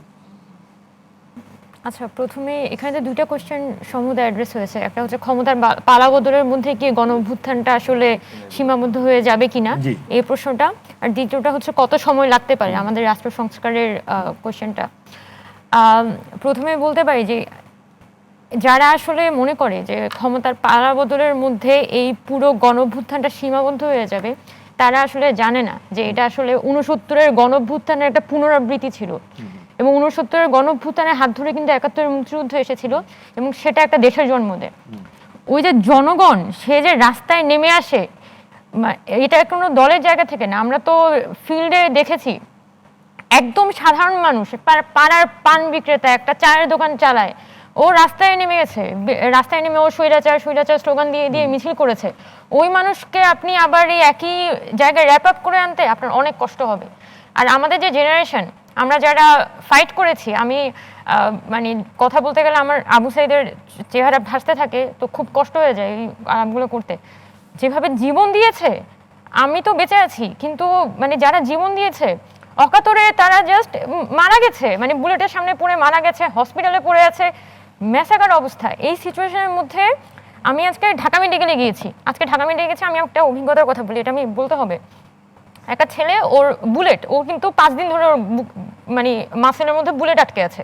ঢাকা মেডিকেল চিকিৎসা করবে না, ওকে হচ্ছে যে বের করে দিবে। ঢাকা মেডিকেল বলছে যে আমরা চিকিৎসা করতে পারবো না, আপনাকে রিলিজ দিয়ে দিই। ওই ছেলেটা আমি বলেছি আমি আপনাকে সাহায্য করতে চাই, কি সাহায্য করতে পারি আপনি আমাকে বলেন। ওই ছেলেটা বলে যে আপু আপনার কাছে তো ওই বাংলাদেশের পতাকাটা আছে, আপনি আমাকে ওই বাংলাদেশের পতাকাটা দিয়ে দেন। আমি যখন গুলিটা খাইছিলাম আমার একটা বাংলাদেশের পতাকা বেঁধেছিলাম। ওই মানুষটাকে আপনি ক্ষমার তার পালা বদলের মধ্যে আর তাকে কনভিন্স করতে পারবেন? ও তো পারবেন না কনভিন্স করতে। বরং অলরেডি যে সরকার যে ডিলে হচ্ছে, আমি তো আজকে একটুখানি ফেসবুক দেখেছিলাম, সরকার গঠন হতে ডিলে হচ্ছে, স্টুডেন্টরা অস্থির হয়ে যাচ্ছে যে এত ডিলে কেন হচ্ছে। আমি আজকালকে থেকে আবার রাস্তায় নেমে যাবো দরকার হইলে, কিন্তু আমার এই অবস্থায় আমি ফেলে দিতে পারি না তো আমার গণঅভ্যুত্থানকে। তার মানে এই গণঅভ্যুত্থান কিন্তু কোনো এখানে 158 জন সমন্বয়কের গণঅভ্যুত্থান না, বা কোনো রাজনৈতিক দলগুলোর গণঅভ্যুত্থান না। গণঅভ্যুত্থান ওই পাড়ার একদম ছোট 4 বছর 5 বছরের বাচ্চার গণঅভ্যুত্থান। যে ওই স্পিরিটটাকে আসলে হোল্ড করতে পারবে না, সে আসলে আমার যেটা মনে হয় সে যে ওই স্পিরিটটা হোল্ড করতে পারবে না, তাকে জনগণ মেনে নিবে না। আজকে হোক কালকে হোক জনগণ আবার রিভোল্ট করবে। কোন নেতৃত্ব, তার নেতৃত্ব সে নিজে তৈরি করে নিবে। আমরা যদি এই আন্দোলনটা দেখি, আমরা তো প্রেজেন্টই ছিলাম না। আমার আব্বা আম্মা তো পাগল হয়ে যাচ্ছিল যে আমাদের বাড়িতে পুলিশ দৌড়ায় বেড়াচ্ছে, এরকম সিচুয়েশন, আমাকে খুঁজতেছে জায়গায় জায়গায়। ওরকম সিচুয়েশন আমাকে বের হতে দিচ্ছে না। এরকম অবস্থায় ইন্টারনেট আসলো, রাস্তায় মানুষ নেমে গেল, এরপর আমরা নেমেছি। মানুষ বললো যে 1 দফা দিতে হবে, আমরা কিন্তু 9 দফার আন্দোলন করছিলাম, মানুষ বললো যে 1 দফা দিতে হবে, এরপর আমরা 1 দফার ঘোষণা দিলাম। এটা মানুষের গণঅভ্যুত্থান ছিল। এই জিনিসটাকে যদি অ্যাড্রেস করা না যায়, তাহলে ক্ষমতার পালাবদলের মধ্যে জিনিসটাকে সীমান্ত থেকে যাবে বলে আমি মনে করি। আর দ্বিতীয় যে ব্যাপারটা আপনি বলছেন যে রাষ্ট্র সংস্কার করতে আসলে কতটা সময় লাগবে, না সময়কালটা তো নিশ্চয়ই আসলে সেটা না ওইটা তো একটা বিষয়, এটা আসলে মানুষ তো জানতেই চাইবে সেই সময় না, কিন্তু প্রায়োরিটির জায়গাগুলো বা সেটার মোডালিটিটা কি হবে এখন এখানে সর্বপ্রথম আপনি তো দেখেছেন যে আমরা যদি একটু আপনার আলোচনার সুবিধার্থে বলে, আজকে আমরা অনেক জায়গায় দেখছি গণহারে পদত্যাগ করছে। বাংলাদেশ ব্যাংকে এক ধরনের রিভোল্ট হয়েছে, সেখানে গভর্নর পালিয়ে গেছেন, পুলিশের ফোর্স থেকে অনেকে পালিয়ে গেছেন। আবার আপনার বিশ্ববিদ্যালয়গুলোর ক্ষেত্রে দেখছি অনেকে স্টেপ ডাউন করেছেন। এবং অনেক জায়গায় অনেক ধরনের অস্থিরতা দেখছি, অনেক জায়গায় অনেক ধরনের পরিবর্তন হচ্ছে। তো এগুলোতে একটা স্ট্রাকচার একটা নিশ্চয়ই হচ্ছে, কিন্তু তারপরও তো এগুলোর মধ্যে দিয়ে তো নিশ্চয়ই সংস্কারের জায়গা আমরা পৌঁছাবো না। ব্যক্তির বদল হলেই তো আর নিশ্চয়ই সংস্কারের জায়গা আমরা যাবো না। তাহলে বদলটা আসলে কিসের হবে? এখন এখানে পুরো কাঠামোটাকেই আসলে পরিবর্তন করতে হবে। এই কাঠামোটা পরিবর্তন না করলে এই দেশটার আসলে কোনো কিছু ফার্দার করাটা ইম্পসিবল, কারণ অর্থনীতি খুব খারাপ অবস্থায় আছে এবং আমাদের সিস্টেম ভেঙে পড়েছে। এখন আমরা যেটা দেখেছি যে যিনি শেখ হাসিনা পদত্যাগ করেছেন, এর আগে কিন্তু আমাদের রাজনৈতিক ব্যক্তিবর্গ বলেছিলেন অনেকবার যে এটা একটা তাসের ঘর, জাস্ট একটা টোকা মারলে এটা ভেঙে পড়ে যাবে। এটাই প্রমাণিত হয়েছে। শেখ হাসিনা যে মুহূর্তে উনি পদত্যাগ করেছেন, পুরা স্ট্রাকচার জাস্ট একদম ধসে গিয়েছে। এবং এই ঘটনাটাই আসলে গত 15 বছরে বাংলাদেশে তৈরি হয়েছে। এখন আজকে আমরা যে দেখছি যে লেভেলের ভ্যান্ডালাইজেশন হচ্ছে, যে লেভেলের নৈরাজ্য হচ্ছে, এটা শুধুমাত্র এই কাঠামোটা না থাকার কারণেই হচ্ছে। এখন আমরা সেজন্য ছাত্ররা মনে করি যে এই ধরনের একটা কাঠামো তৈরি না করে আমি জাস্ট একটা 3 মাসের মধ্যে নির্বাচন দিয়ে দিলাম, 6 মাসের মধ্যে নির্বাচন দিয়ে দিলাম, এবং এই কাঠামোর মাধ্যমে যারা ক্ষমতায় আসবে সেও কিন্তু দেখা যাবে একই হয়, এটা একটা ফ্যাসিবাদী সিস্টেম সে তৈরি হবে, নতুন একটা ফ্যাসিবাদী সিস্টেম তৈরি হবে, কারণ কাঠামোটা তো ফ্যাসিস্ট, কাঠামো তো চেঞ্জ হয়ে যায় না। একই কাঠামোই তো, মানে কাঠামোটা তো ফ্যাসিস্ট, ওই একই কর্মচারী তো এখনো পর্যন্ত ওই অফিসটাতে কাজ করছে, তার মন মানসিকতা 15 বছর ধরে ফ্যাসিজমকে লালন করেছে। তো একই কথাটাই আমি বলতে চাই যে এখানে যদি আমরা শুধুমাত্র নির্বাচন কেন্দ্রিকভাবে পুরো বিষয়টাকে চিন্তা করি তাহলে হবে না, বরং গণঅভ্যুত্থানকে যদি আমাদের সফল করতে হয় তাহলে এই নির্দিষ্ট সময় নিয়ে। আপনার ফোনটা মনে হয় কারো একজনের ফোনটা চালু আছে, নিশ্চয়ই একটু যদি ফোনটা এটাকে সংস্কার করার প্রয়োজন আছে বলে আমি আসলে মনে করি। আমি এবার আবারও যেতে চাই মোহাম্মদ মাহিন সরকার, আরো একজন কেন্দ্রীয় সমন্বয়ক, যেটা ফাতিমা বলার চেষ্টা করলো যে আসলে নির্বাচন কেন্দ্রিক। তো এই নির্বাচন কেন্দ্রিক যদি না হয়, যেটা অধ্যাপক শামীম রেজাও বলার চেষ্টা করেছেন, দিন শেষে তো আমাদেরকে এই রাজনৈতিক প্রক্রিয়ার মধ্যেও আবার থাকতে হবে, এবং সেটা যদি না হয় তাহলে তো এক ধরনের পলিটিক্যাল ফ্রিকশন তৈরি হতে পারে, আবারও অনেকে নির্বাচনের দাবিতে মাঠে নেমে যেতে পারে বলে ওনার এক ধরনের মতামত দিয়েছেন। আপনি সেই বিষয়টাকে কিভাবে দেখেন? আচ্ছা, আজকে একটা বাংলাদেশের প্রধান রাজনৈতিক দল বিএনপি, তারা কিন্তু দাবি করেছে যে 90 দিন বা 3 মাসের মধ্যে। এটাও আপনার কাছে খুব টু আর্লি বিএনপি এটা করলো কিনা? তো সেটা নিয়ে আমরা বলতে চাচ্ছি, আমাদের কিন্তু এই অভ্যুত্থান মাত্র হয়েছে, আমাদের ছাত্র সমাজ সহ বাংলাদেশের সকল নাগরিক কিন্তু তাকিয়ে আছে আমরা কি বলবো এবং বলছি। তো আমাদের কিন্তু অভ্যুত্থান আসলে শেষ হয়েছে, এটা ভাবলে ভুল হবে। এবং এখন যেহেতু অভ্যুত্থান শেষ হয়নি আমি দাবি করছি, তার মানে এখন দিন বেঁধে দেওয়া এটা মানে বোঝায় আসলে আপনি আলটিমেটাম দিচ্ছেন। আপনি ছাত্র সমাজের যদি মনস্তাত্ত্বিক জায়গা না ধরতে পারেন তাহলে বলতে হবে যে আপনি আসলে আদৌ আপনার অগোচরে আপনি কাউকে চ্যালেঞ্জ করলেন কিনা সেটাও আসলে বিষয়। তো আমরা কিন্তু সোশ্যাল মিডিয়া যতটুকু আমরা ফলো করি তার চাইতে এই যুগে এসে আমরা কিন্তু সোশ্যাল মিডিয়া ফলো করি বেশি। তো আমাদের যে অভ্যুত্থান হয়েছে সেই অভ্যুত্থানের ক্ষেত্রে কিন্তু আমরা সমন্বয়করা একটা সিদ্ধান্ত নিয়ে বলেছি তাই হয়ে গেছে, বিষয়টা তা নয়। মানুষ বলেছে, তারপর আমরা বলেছি, তাই হয়ে গেছে।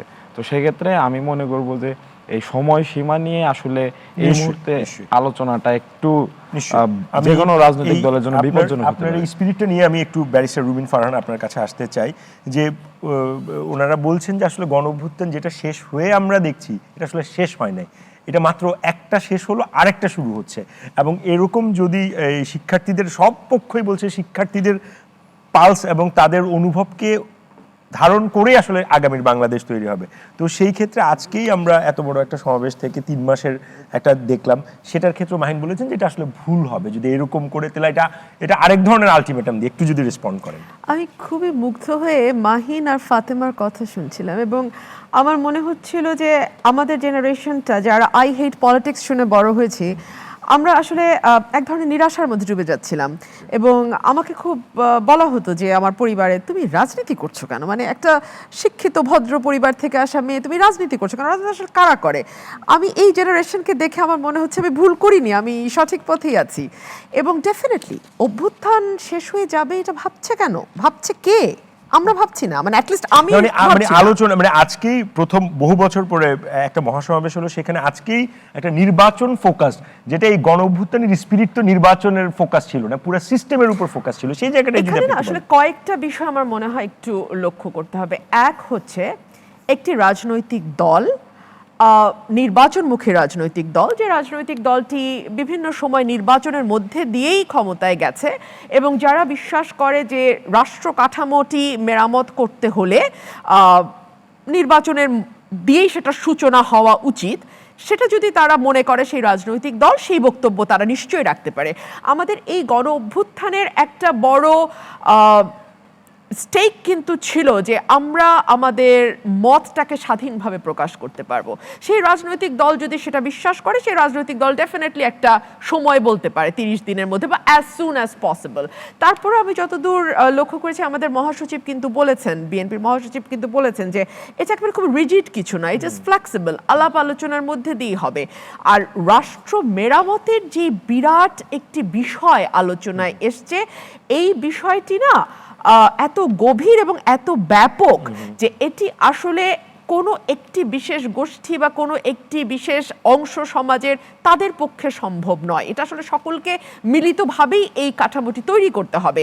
এবং আমাদের জুডিশিয়ারি থেকে শুরু করে অ্যাডমিনিস্ট্রেশন থেকে শুরু করে আমাদের শিক্ষা, স্বাস্থ্য, প্রতিটি খাত, যেটা রেজা ভাই বলছিলেন যে প্রতিটি খাতে এত গভীর ক্ষত তৈরি হয়েছে যে এই ক্ষতগুলোকে মেরামত না করতে পারলে না সত্যিকারের রাষ্ট্র মেরামতের যে কথাটি, যে দাবিটি উঠেছিল সেই পুরাতন আমাদের নিরাপদ সড়ক চাই আন্দোলন থেকে শুরু করে এই আজকের কোটা সংস্কার এবং পরে বৈষম্য বিরোধী আন্দোলন পর্যন্ত এই ব্যাপক যেই মেরামতের কথা বলা হচ্ছে সেটি অনেক বেশি বিস্তৃত। এবং বিএনপি মনে করছে, যেহেতু বিএনপি বাংলাদেশের সবচেয়ে বৃহৎ রাজনৈতিক দল এবং এই দলটির আসলে গত 17 বছর কিন্তু নানান রকম নিবর্তনের মধ্যে দিয়ে গেছে। আমরা তো 1 মাসে শেখ হাসিনার ভয়াবহতাটা দেখেছি এবং এই 17 বছর বিএনপির চেয়ারপারসন থেকে শুরু করে একেবারেই ওয়ার্ড লেভেলের কর্মী পর্যন্ত, ইউনিয়ন লেভেলের কর্মী পর্যন্ত প্রত্যেকেই কিন্তু নানান রকম বিভৎসতার মুখোমুখি হয়েছে।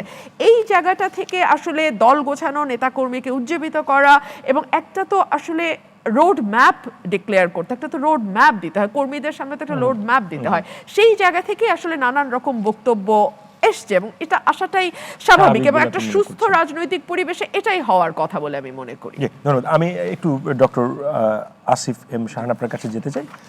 একটি রাজনৈতিক দল এটা এভাবে ধরেন আওয়ামী লীগের, আমরা সাবেক প্রধানমন্ত্রীর দেশ ত্যাগ করে চলে যাওয়ার পর থেকে আওয়ামী লীগের একটা শূন্যতার জায়গা, একটা ভ্যাকুয়াম তো নিশ্চয়ই হয়েছে এবং ঠিক সেই সময়ে আজকের যেই যদিও ব্যারিস্টার রুবিন ফারহানা বলেছেন যে এটি স্বাভাবিক, কিন্তু আমরা সমন্বয়কদের যে মূল স্পিরিটের জায়গাটা বারবার ওনারা যেটি বলছেন যে এটি নির্বাচন, ক্ষমতা, ঠিক ইলেকশন, ভোটের অধিকার, এই জায়গা ঠিক আর নাই আসলে। Absolutely. এটা আরো অনেক বৃহৎ একটা জায়গায়, ও সেই বৃহৎ জায়গাটা আপনি কতটুকু আসলে ধারণ করতে পেরে আমাদেরকে যদি একটু আলোকিত করেন আর কি।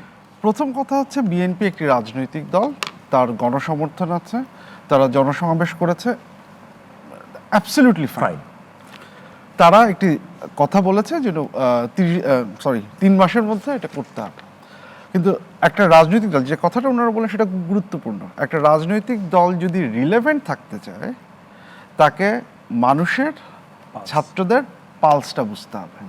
আমি নিশ্চিত যেহেতু বিএনপির তারা এই মানুষদের পালসটা বুঝেই কাজটা করছেন, কাজে পালসটা যদি এরকম হয় আমি নিশ্চিত যে বিএনপি যেটা বললেন যেটা খুব রিজিড কোনো টাইমলাইন না, এটা হচ্ছে একটা কথা। সেকেন্ড আর একটা কথা একটু বলা দরকার, যে কথাটা আমরা বলছি যে ছাত্ররা মানে ওরা পারবে কিনা, ওরা কতখানি পারবে, আমার মনে হয় একটা ভুল গত সরকার করেছে, এই যে জেনারেশন বা এই প্রজন্ম কি পারে কি পারে না সেটাতে একটা বড় ধরনের মিসক্যালকুলেশন হয়েছে। আমরা শিক্ষকেরাও অনেক ক্ষেত্রে এই মিসক্যালকুলেশনটা করেছি। এই ছাত্ররা 2018 সড়ক এসে আন্দোলনে মাঠে ছিলেন, ওনারা সরকারের সাথে লড়েছেন, ওনারা একটা কিছু আদায় করার চেষ্টা করেছেন, ওনারা দেখেছেন যে এই জিনিসটা যখন হচ্ছে ওনারা সরে যাচ্ছেন কিভাবে এটার সাথে প্রতারিত তারা ফিল করেছেন, সেটা থেকে তারা শিক্ষা নিয়েছেন। 2024-এ সেই শিক্ষার একটা পরিপূর্ণ প্রকাশ আমরা দেখেছি। তাহলে এই জেনারেশনটা তারা অথরিটিকে খেয়াল করে দেখেন, তারা একটা অথরিটি এটা বলেছে আমরা এটা মেনে নেব, এই জেনারেশন সেই জায়গায় নাই, সেটা আমাদের বুঝতে হবে। তারা এই প্রত্যেকটা বক্তব্যকে, প্রত্যেকটি জিনিসটাকে তারা অ্যানালাইজ করছেন কোনখানি গ্রহণযোগ্য। আমি যেটা শুরুতেই বলেছিলাম, এই যে আমরা মানে একদম যে ওনাদের সব কিছুই করতে হবে not necessary, but they will give us a framework, দেবে, তারা আমাদের একটা রূপরেখা দিবেন, তারা তাদের প্রায়োরিটিটা ঠিক করবেন। আমাদের রেসপন্সিবিলিটিটা হচ্ছে এইটাকে ওনাদের যেটা ওনারা ঠিক করছেন ওনাদেরকে হেল্প করা। ওনারা যদি, যেমন বাংলাদেশের ক্ষেত্রে যেটা বারবার একটা গুরুত্বপূর্ণ ব্যাপার, যে আমরা যে বলছি এই স্বৈরতান্ত্রিক এই জিনিসটা বেটা ঘটেছে, এটা একটা বড় কারণ হচ্ছে এককেন্দ্রিক একটা ক্ষমতা, যে ক্ষমতাটা একজন ব্যক্তির হাতে চলে আসছে। এই ক্ষমতাকে যদি বিকেন্দ্রীকরণ করার ব্যাপার হয়, কেন্দ্রীভূত করা হয়, তাহলে সেটার অনেকগুলো ব্যাপার আছে।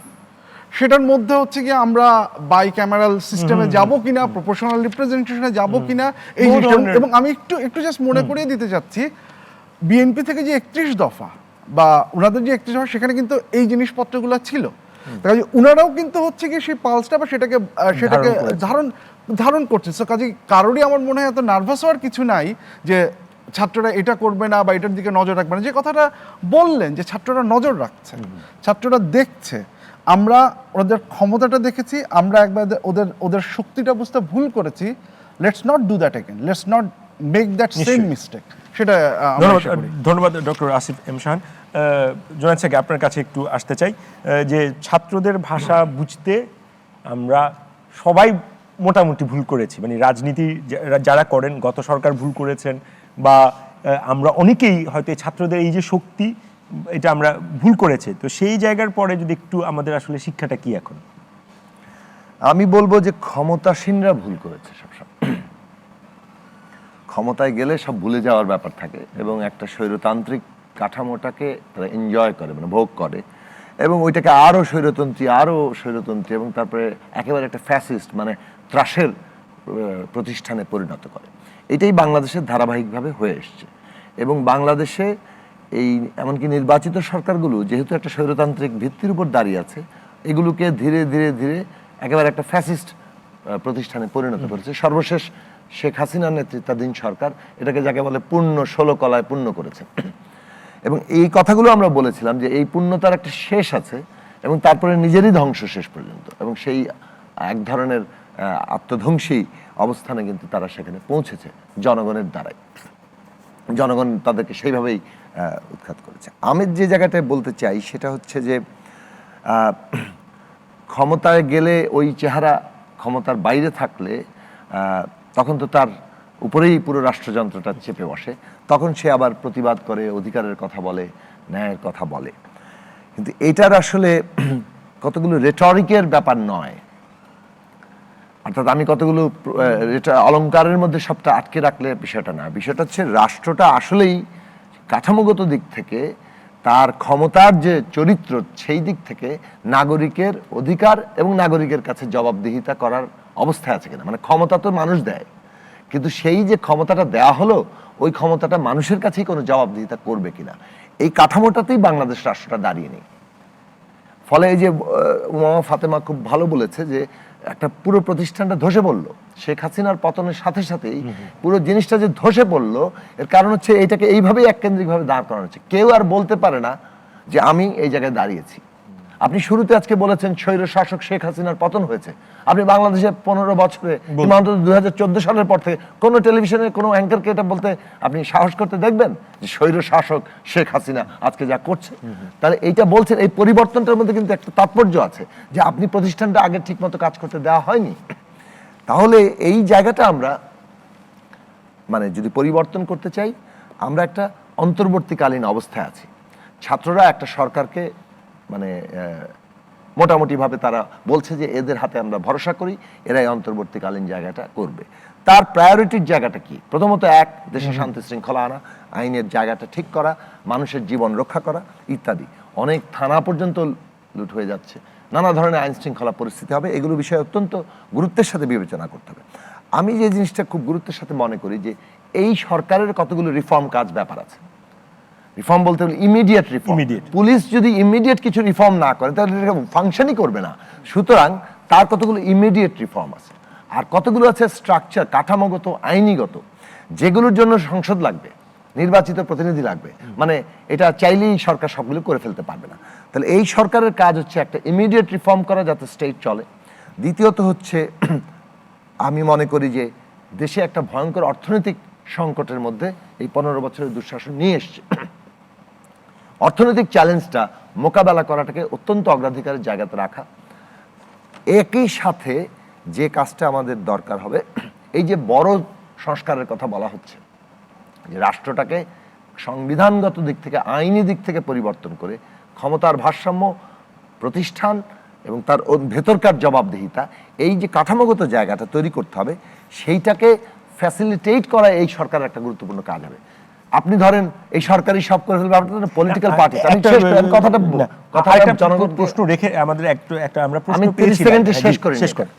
রাজনৈতিক দলগুলোর মধ্যে কিন্তু একটা কনসেনসাস তৈরি হতে হয়, বিভিন্ন রকম শ্রেণী পেশার পক্ষগুলোর মধ্যে একটা কনসেনসাস তৈরি হতে হয়। এর মধ্যে যেমন টানাপোড়েন থাকে, রাষ্ট্রের কাজ হচ্ছে এই জিনিসটাকে একটা ঐক্যমতের জায়গায় নিয়ে আসা। সেই কনসেনসাস তৈরির কাজটা হবে এই সরকারের একটা কাজ, এবং এমন একটা নির্বাচনের ব্যবস্থা করা যে নির্বাচনের মধ্য দিয়ে জনগণের সত্যিকার প্রতিনিধিত্ব তৈরি হবে এবং তারা সেই সংবিধানকে বদলে ওই আইনি পরিবর্তনগুলো আনতে পারবেন। কাজে ওই নির্বাচন এসেনশিয়ালি আজকে ছাত্র সমাজ যে পরিবর্তনকে স্বপ্ন দেখছে, সেটাকে যদি বাস্তব রূপ দিতে হয়, আগামী নির্বাচনটা একটা সংবিধান সভার নির্বাচন হতে হবে। কেননা সংবিধানের গুরুত্বপূর্ণ সংস্কার ছাড়া আমরা এই জায়গাতে এগোতে পারবো না। ফলে এইটাই আমি বুঝি ছাত্র আন্দোলনের যে আকাঙ্ক্ষা, আমি বুঝি জনগণের যে আকাঙ্ক্ষা, তারা যে বাংলাদেশটা চায়, সেইটার যদি আমরা রাজনৈতিক পথ দেখতে চাই, এই পথের দিকে আমাদের অগ্রসর হতে হবে। এবং ছাত্ররা সেই বিষয়গুলোকে গুরুত্বের সাথে সামনে আনছে এবং তারা এগুলো নিয়ে ভিজিলেন্ট থাকবে, অর্থাৎ তারা এটা নিয়ে সজাগ থাকবে এবং তাদের অভ্যুত্থানের এই যে ধারাবাহিকতা, সেইটা আমরা আশা করি। অধ্যাপক doctor S M Shamim Reza, একটা বিষয় আলোচনায় আসছে যে আপনার কর্মসংস্থানের একটা আলোচনা বারবার আমরা করছি যে আমাদের 25 লক্ষর মতো তরুণ আসলে বেকার আছে, এবং এই অভ্যুত্থানের পরে আমরা দেখছি যে ব্যবসায়ীরাও কিন্তু এক ধরনের আক্রান্ত হয়েছেন এবং তাদের কনফিডেন্সও অনেকখানি নষ্ট হয়ে গেছে এবং অনেক ব্যবসা প্রতিষ্ঠান আসলে বন্ধ হয়ে গেছে। তো এই জায়গায় আসলে ফোকাসটা আসলে কেমন হবে? ব্যবসায়ীদের আস্থা ফিরিয়ে আনা, অর্থনীতিকে চাঙ্গা করা, ওই জায়গাটা আসলে কেমন? উত্তরটা আসলে আগের আলোচনার মধ্যেই, মানে এটাকে একদম আলাদা করে দেখার সুযোগ নেই। এখানে যারা বলেছেন প্রত্যেকের কথার উপর আলোকপাত করতে গেলে আরেকটা অনুষ্ঠান লাগবে, কারণ সবাই এত ভালো বলেছেন। বিশেষ করে আমার পাশে যে দুজন, তারা বন্ধু মানুষ, তাদের প্রশংসা করবার দরকার নেই, কিন্তু আমাদের সায়ানকে আমি চিনি শিক্ষার্থী জীবন থেকে, খুব ভালো বলেন। কিন্তু আমি যদি মাহিন এবং উমামার কথা থেকে এসে আপনার কথার উত্তর দিই, একটা জিনিস তাদের কাছ থেকে যত আলোচনা হবে তত তাদের বিষয়টা আমাদের কাছে স্পষ্ট হবে, এটাও কিন্তু বিবেচনায় রাখতে হবে। আমি বিনীতভাবে, মানে যদি বয়সের সুযোগ নিয়েও এই কথাটা বলি, যে জন এবং শিক্ষার্থী অভ্যুত্থান তারা করেছেন, তাদের প্রতি আমাদের কৃতজ্ঞতার কোনো শেষ নেই। আমরা 5 দশকে এই কাজ করতে পারিনি, আমরা চিন্তাও করিনি কখনো যে কাজটা তারা করেছেন। এবং উমামা যে বর্ণনা দিচ্ছিলেন, যে মানবিক বর্ণনা, যে মানুষের প্রতি তার যে মমত্ববোধ, মানুষের যে কষ্ট, যেটুকু বর্ণনা আমরা হয়তো গণমাধ্যমে পড়ছি বা তার পার্সোনাল অ্যাকাউন্ট সে যতটুকু লিখছে, এরও বাইরে আরও গভীরভাবে সেখান থেকেই তো ধারণাগুলো উৎসারিত হবার কথা ছিল, যে মানুষের এই যে বেদনা, এই যে বৈষম্য এবং অংশগ্রহণহীনতা। আমি একদম শেষ মুহূর্তে বলবো যে আপনার এই বৈষম্যের সাথে তো রাজনীতিতে আমার অংশগ্রহণ নাই, আমার কোনো পলিটিক্যাল পার্টিসিপেশন নাই, পলিটিক্স আমার অ্যাক্সেস নাই। আমি রাজনীতির লোক না, আমি একেবারে ছাপোষা একজন চাকুরিজীবী, কিন্তু আমি কিন্তু অনেকবার রাজনীতির শব্দটা বলছি। এই রাজনীতিতে কে দলে গেল তাতে আমার বা আমার সহকর্মী শায়নের কিছুই এসে যায় না, আমরা যা করছি তাই করে যাব। কিন্তু তারপরে এই জন্য বলছি যে চূড়ান্ত লক্ষ্যে আমি তো রাজনীতিতে অংশগ্রহণ করতে চাই, আমি প্রবেশাধিকার চাই। কিছু মানুষই কেবলমাত্র চূড়ান্তে যাবেন, আমি যেতে পারবো না, এটা আমি ভাবতে চাই না। কেন আজকে ভাববো না যে মাহিন বা উমামাও একজন সরকার প্রধান একদিন হবেন না, রাষ্ট্রপ্রধান একদিন হবেন না, কিন্তু আমি এমনভাবে এটাকে ব্লক করে ফেলেছি, এমনভাবে কাঠামো তৈরি করেছি যে আমি ভাবতেই পাচ্ছি না যে আমি কোনোদিন ওই পর্যায়ে যাবো কিনা। অত বড় যে মাঝে মাঝে নিজে শুয়ে ভাবি যে আচ্ছা প্রতিমন্ত্রী পর্যন্ত কি হওয়া যায়, বা তার নিচে কিছু থাকলে কি কোনোদিন এরকম হয়। মানে তার মানে এই না এমনি পেনশন থাকে কি থাকে না, এই আন্দোলন তো কিছুদিন আগেও আমরা করছিলাম। এর বেশি আমার এই বয়সে বা আমাদের এই বয়সে ভাবনা আরও ওঠে না যে এরপরে আর যাওয়া যায় না, ওখানে গিয়ে আমি আটকে যাচ্ছি। আমি এই জন্য বারবার কথাটা বলছি যে যে জায়গাটাই তারা আমাদেরকে এনেছেন, আমি যদি শায়নের কথার সাথে তাদের মেলাই, যে তারা বলছেন অভ্যুত্থান শেষ হয়নি এবং তাদের একটা কর্মপরিকল্পনা আছে। এবং যেটা ডক্টর শায়ন বলছেন যে সেইটাতে আমরা কিভাবে সহযোগিতা করতে পারি। আমার যেটা জায়গাটা হবে যে মাহিন, উমামা বা তার সহযোদ্ধারা যদি ওই জায়গাটায় উন্মুক্ত থাকেন, প্রতিটা কথাকে যদি তারা চ্যালেঞ্জ হিসাবে না গ্রহণ করেন, যেমন প্রশ্ন তো থাকবেই, আমি তো প্রশ্ন করবো, আমি না বুঝেও নির্বোধের মতো প্রশ্ন করবো, কারণ আমি যদি এতই মাহিন বা উমামার মতো বুঝতাম তাহলে ভাই আমার ওই তরুণ বয়সে এরকম একটা বিপ্লব আমি করে ফেলতে পারতাম, ওটা আমি পারি নাই। সুতরাং আমি এখন ওই অর্থে বলি যে সন্তানদের কাছ থেকে শেখার মতো যে বাবা মা এটা কি করে করলে তুমি। তো সেই জায়গাটা যত মাহিনরা স্পষ্ট করবেন, যত উমামারা যত কাঠামোটা আনবেন, তত যারা পলিসি, যারা অ্যানালিসিস করেন, শায়নের মতো যারা রাজনীতিতে আছেন, যারা অভিজ্ঞ আছেন, তারা কিন্তু তত বলতে পারবো যে কোন জায়গাটায় যাওয়া যাবে, কোন জায়গাটায় কনস্টিটিউশনাল অ্যামেন্ডমেন্ট দরকার, কোন জায়গাটায় সোশ্যাল অ্যামেন্ডমেন্ট দরকার, কন্ট্রাক্ট দরকার। আপনি যে প্রসঙ্গটা বলেছেন এইটা কি কালকেই তৈরি করা যাবে, বাজার সৃষ্টি করা যাবে? ভাই মার্কিন রাষ্ট্রপতিরা প্রতিশ্রুতি দিয়ে আসে 100% বাজার তৈরি করব, কর্মসংস্থান, ওটা কোথায় চুলায় চলে যায়, তারপরে আবার নতুন করে আরম্ভ করে।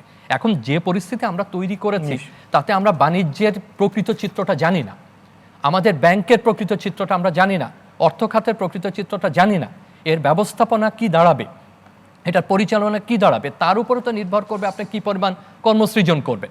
আপনি ডিভিডেন্ডের কথা বারবার বলে গেছেন, সেটা শেষ হয়ে যাওয়ার পথে চলে আসছি আমরা, এখনো পর্যন্ত আমরা তার কিন্তু পূর্ণাঙ্গ কর্ম পরিকল্পনা আনিনি।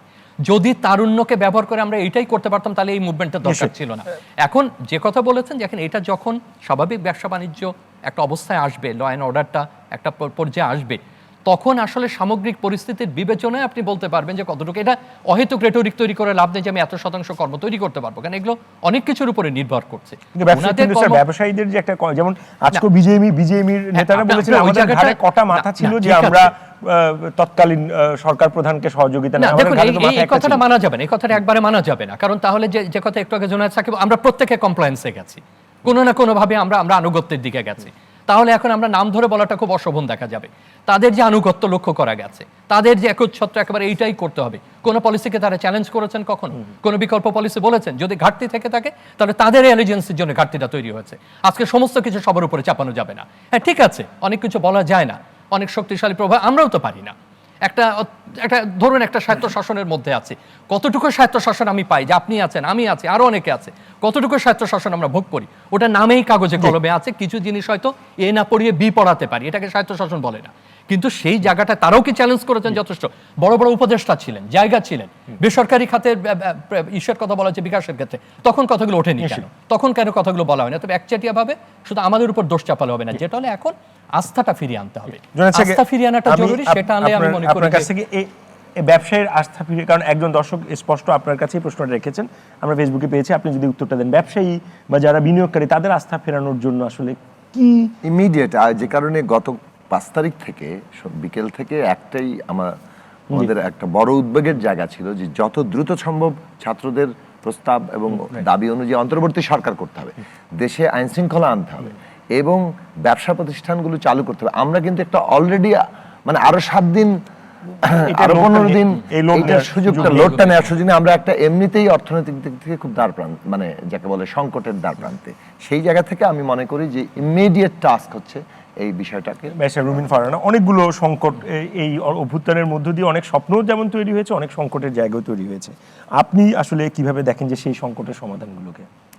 দেখুন, আমাদের একটা নতুন রাষ্ট্রের স্বপ্ন নিয়ে যাত্রা শুরু হয়েছে খুব সত্যি। এবং আমি বিশ্বাস করি রাজনৈতিক দল যারা আছে তারা প্রত্যেকেই সেই পিপলস পালসটা বুঝতে পারবে। এবং আরেকটা বিষয় আমাদের বুঝতে হবে, রাজনীতিকেও আসলে নতুনভাবে ঢেলে সাজানোর সময় এসছে এবং মানুষ যা চায়, মানুষ যা বিশ্বাস করে, মানুষ যা দেখতে চায়, সেটার সাথে যদি দলগুলো রেজোনেট করতে না পারে তাহলে কিন্তু আবারও প্রতিটা দলকেই তার মূল্য দিতে হবে। জি, আমি ফাতেমা তোমার কাছ থেকে আপনার কাছ থেকে সব শেষ এবং মাহিনের কাছ থেকে একটু শুনতে চাই, এবং ডক্টর শাহিনের কাছ থেকে খুব সংক্ষেপে। It feels great. মানে আমরা এত ওপেনলি কথা বলতেছি, আমার বিশ্বাসই হচ্ছে না সত্যি বলতে। আমি জীবনে টক শো দেখেছি, আমি এত বেশি টক শো দেখি না, পড়াশোনা করতে করতে অবস্থা খারাপ হয়েছিল। তো টক শো দেখলে তো দেখা যায় এত সেন্সার্ড কথাবার্তা, তো কোনো কিছু বাস্তবতার সাথে মিল নাই। তো আজকে দেখা যাচ্ছে সবাই খুব ওপেনলি কথা বলছে, নিজের এক্সপ্রেশনটা আমরা দিচ্ছি, খুব ভালো লাগছে আসলে। এবং আমিও অনেক পলিটিক্যাল কথাবার্তা বলার সুযোগ পাচ্ছি। এটাই শুধু বলতে চাই যে আমি ছাত্র জনতার কাছেই আসলে আমার কথাটা বলতে চাই যে আপনারা যা করেছেন সেটার জন্য আপনাদের হাজার হাজার সালাম। আর দ্রুত আমরা যেটা মনে করি যে এখানে আমাদের যারা শহীদ হয়েছে তাদের জন্য আমাদের একটা বিশেষ ব্যবস্থা নেওয়া উচিত, এবং যারা আসলে আহত হয়েছেন তাদের জন্য দ্রুত আমাদের একটা ব্যবস্থা নেওয়া উচিত। মাহিন, আপনার কাছ থেকে শেষ মন্তব্য। আমি আশা করব আমরা যারা স্টেক হোল্ডার আছি তাদের মধ্যে একটা সুন্দর বোঝাপড়া হবে অবশ্যই, এবং প্রত্যেকটা রাজনৈতিক দল অনুভব করবে যে আসলে এই যে ছাত্র জনতার যে অভ্যুত্থান হলো এর ব্যাকগ্রাউন্ডটা আসলে কি, তারা আসলে ফিল করতো যে দে আর হাংরি স্লেভস। নিশ্চয়ই। ডক্টর আসিফ এম শাহান, শেষ মন্তব্য 10 সেকেন্ড। আমি ওইটা করিয়ে দিচ্ছি, এটা অভ্যুত্থান। এটা যদি অভ্যুত্থান হয় তাহলে অভ্যুত্থানকে অভ্যুত্থানের মতো আচরণ করতে হবে। ছাত্ররা আমাদেরকে সেই স্বপ্ন দেখিয়েছেন, অনেকগুলো প্রস্তাব তারা দিয়েছেন, দেবেন। সেটার জন্য যেমন বিশ্ববিদ্যালয় শিক্ষক নেটওয়ার্ক একটি রূপরেখা দিয়েছে, যেখানে তারা বলেছেন যে ছায়া সরকারের ব্যাপার থাকবে। যে একজন দর্শক প্রশ্ন করেছেন যে ডক্টর ইউনূস যদি ইসে করেন, তো সেটার একটা উপায় হচ্ছে ছায়া সরকার তৈরি করা, যেখানে ওনারা থাকবেন, ওনারা করবেন। সাকিব ভাই বললেন হচ্ছে গিয়ে কনস্টিটিউশনাল অ্যাসেম্বলির কথা, সেটা একটা ধাপ যে কিভাবে আমরা এই জিনিসপত্রগুলো করবো, সেই আলোচনার পথগুলো হচ্ছে আলোচনার দ্বার ধন্যবাদ, সেই উন্মুক্ত রাখতে হবে। আপনাদের সকলকে অসংখ্য ধন্যবাদ, ভালো থাকবেন, সুস্থ থাকবেন।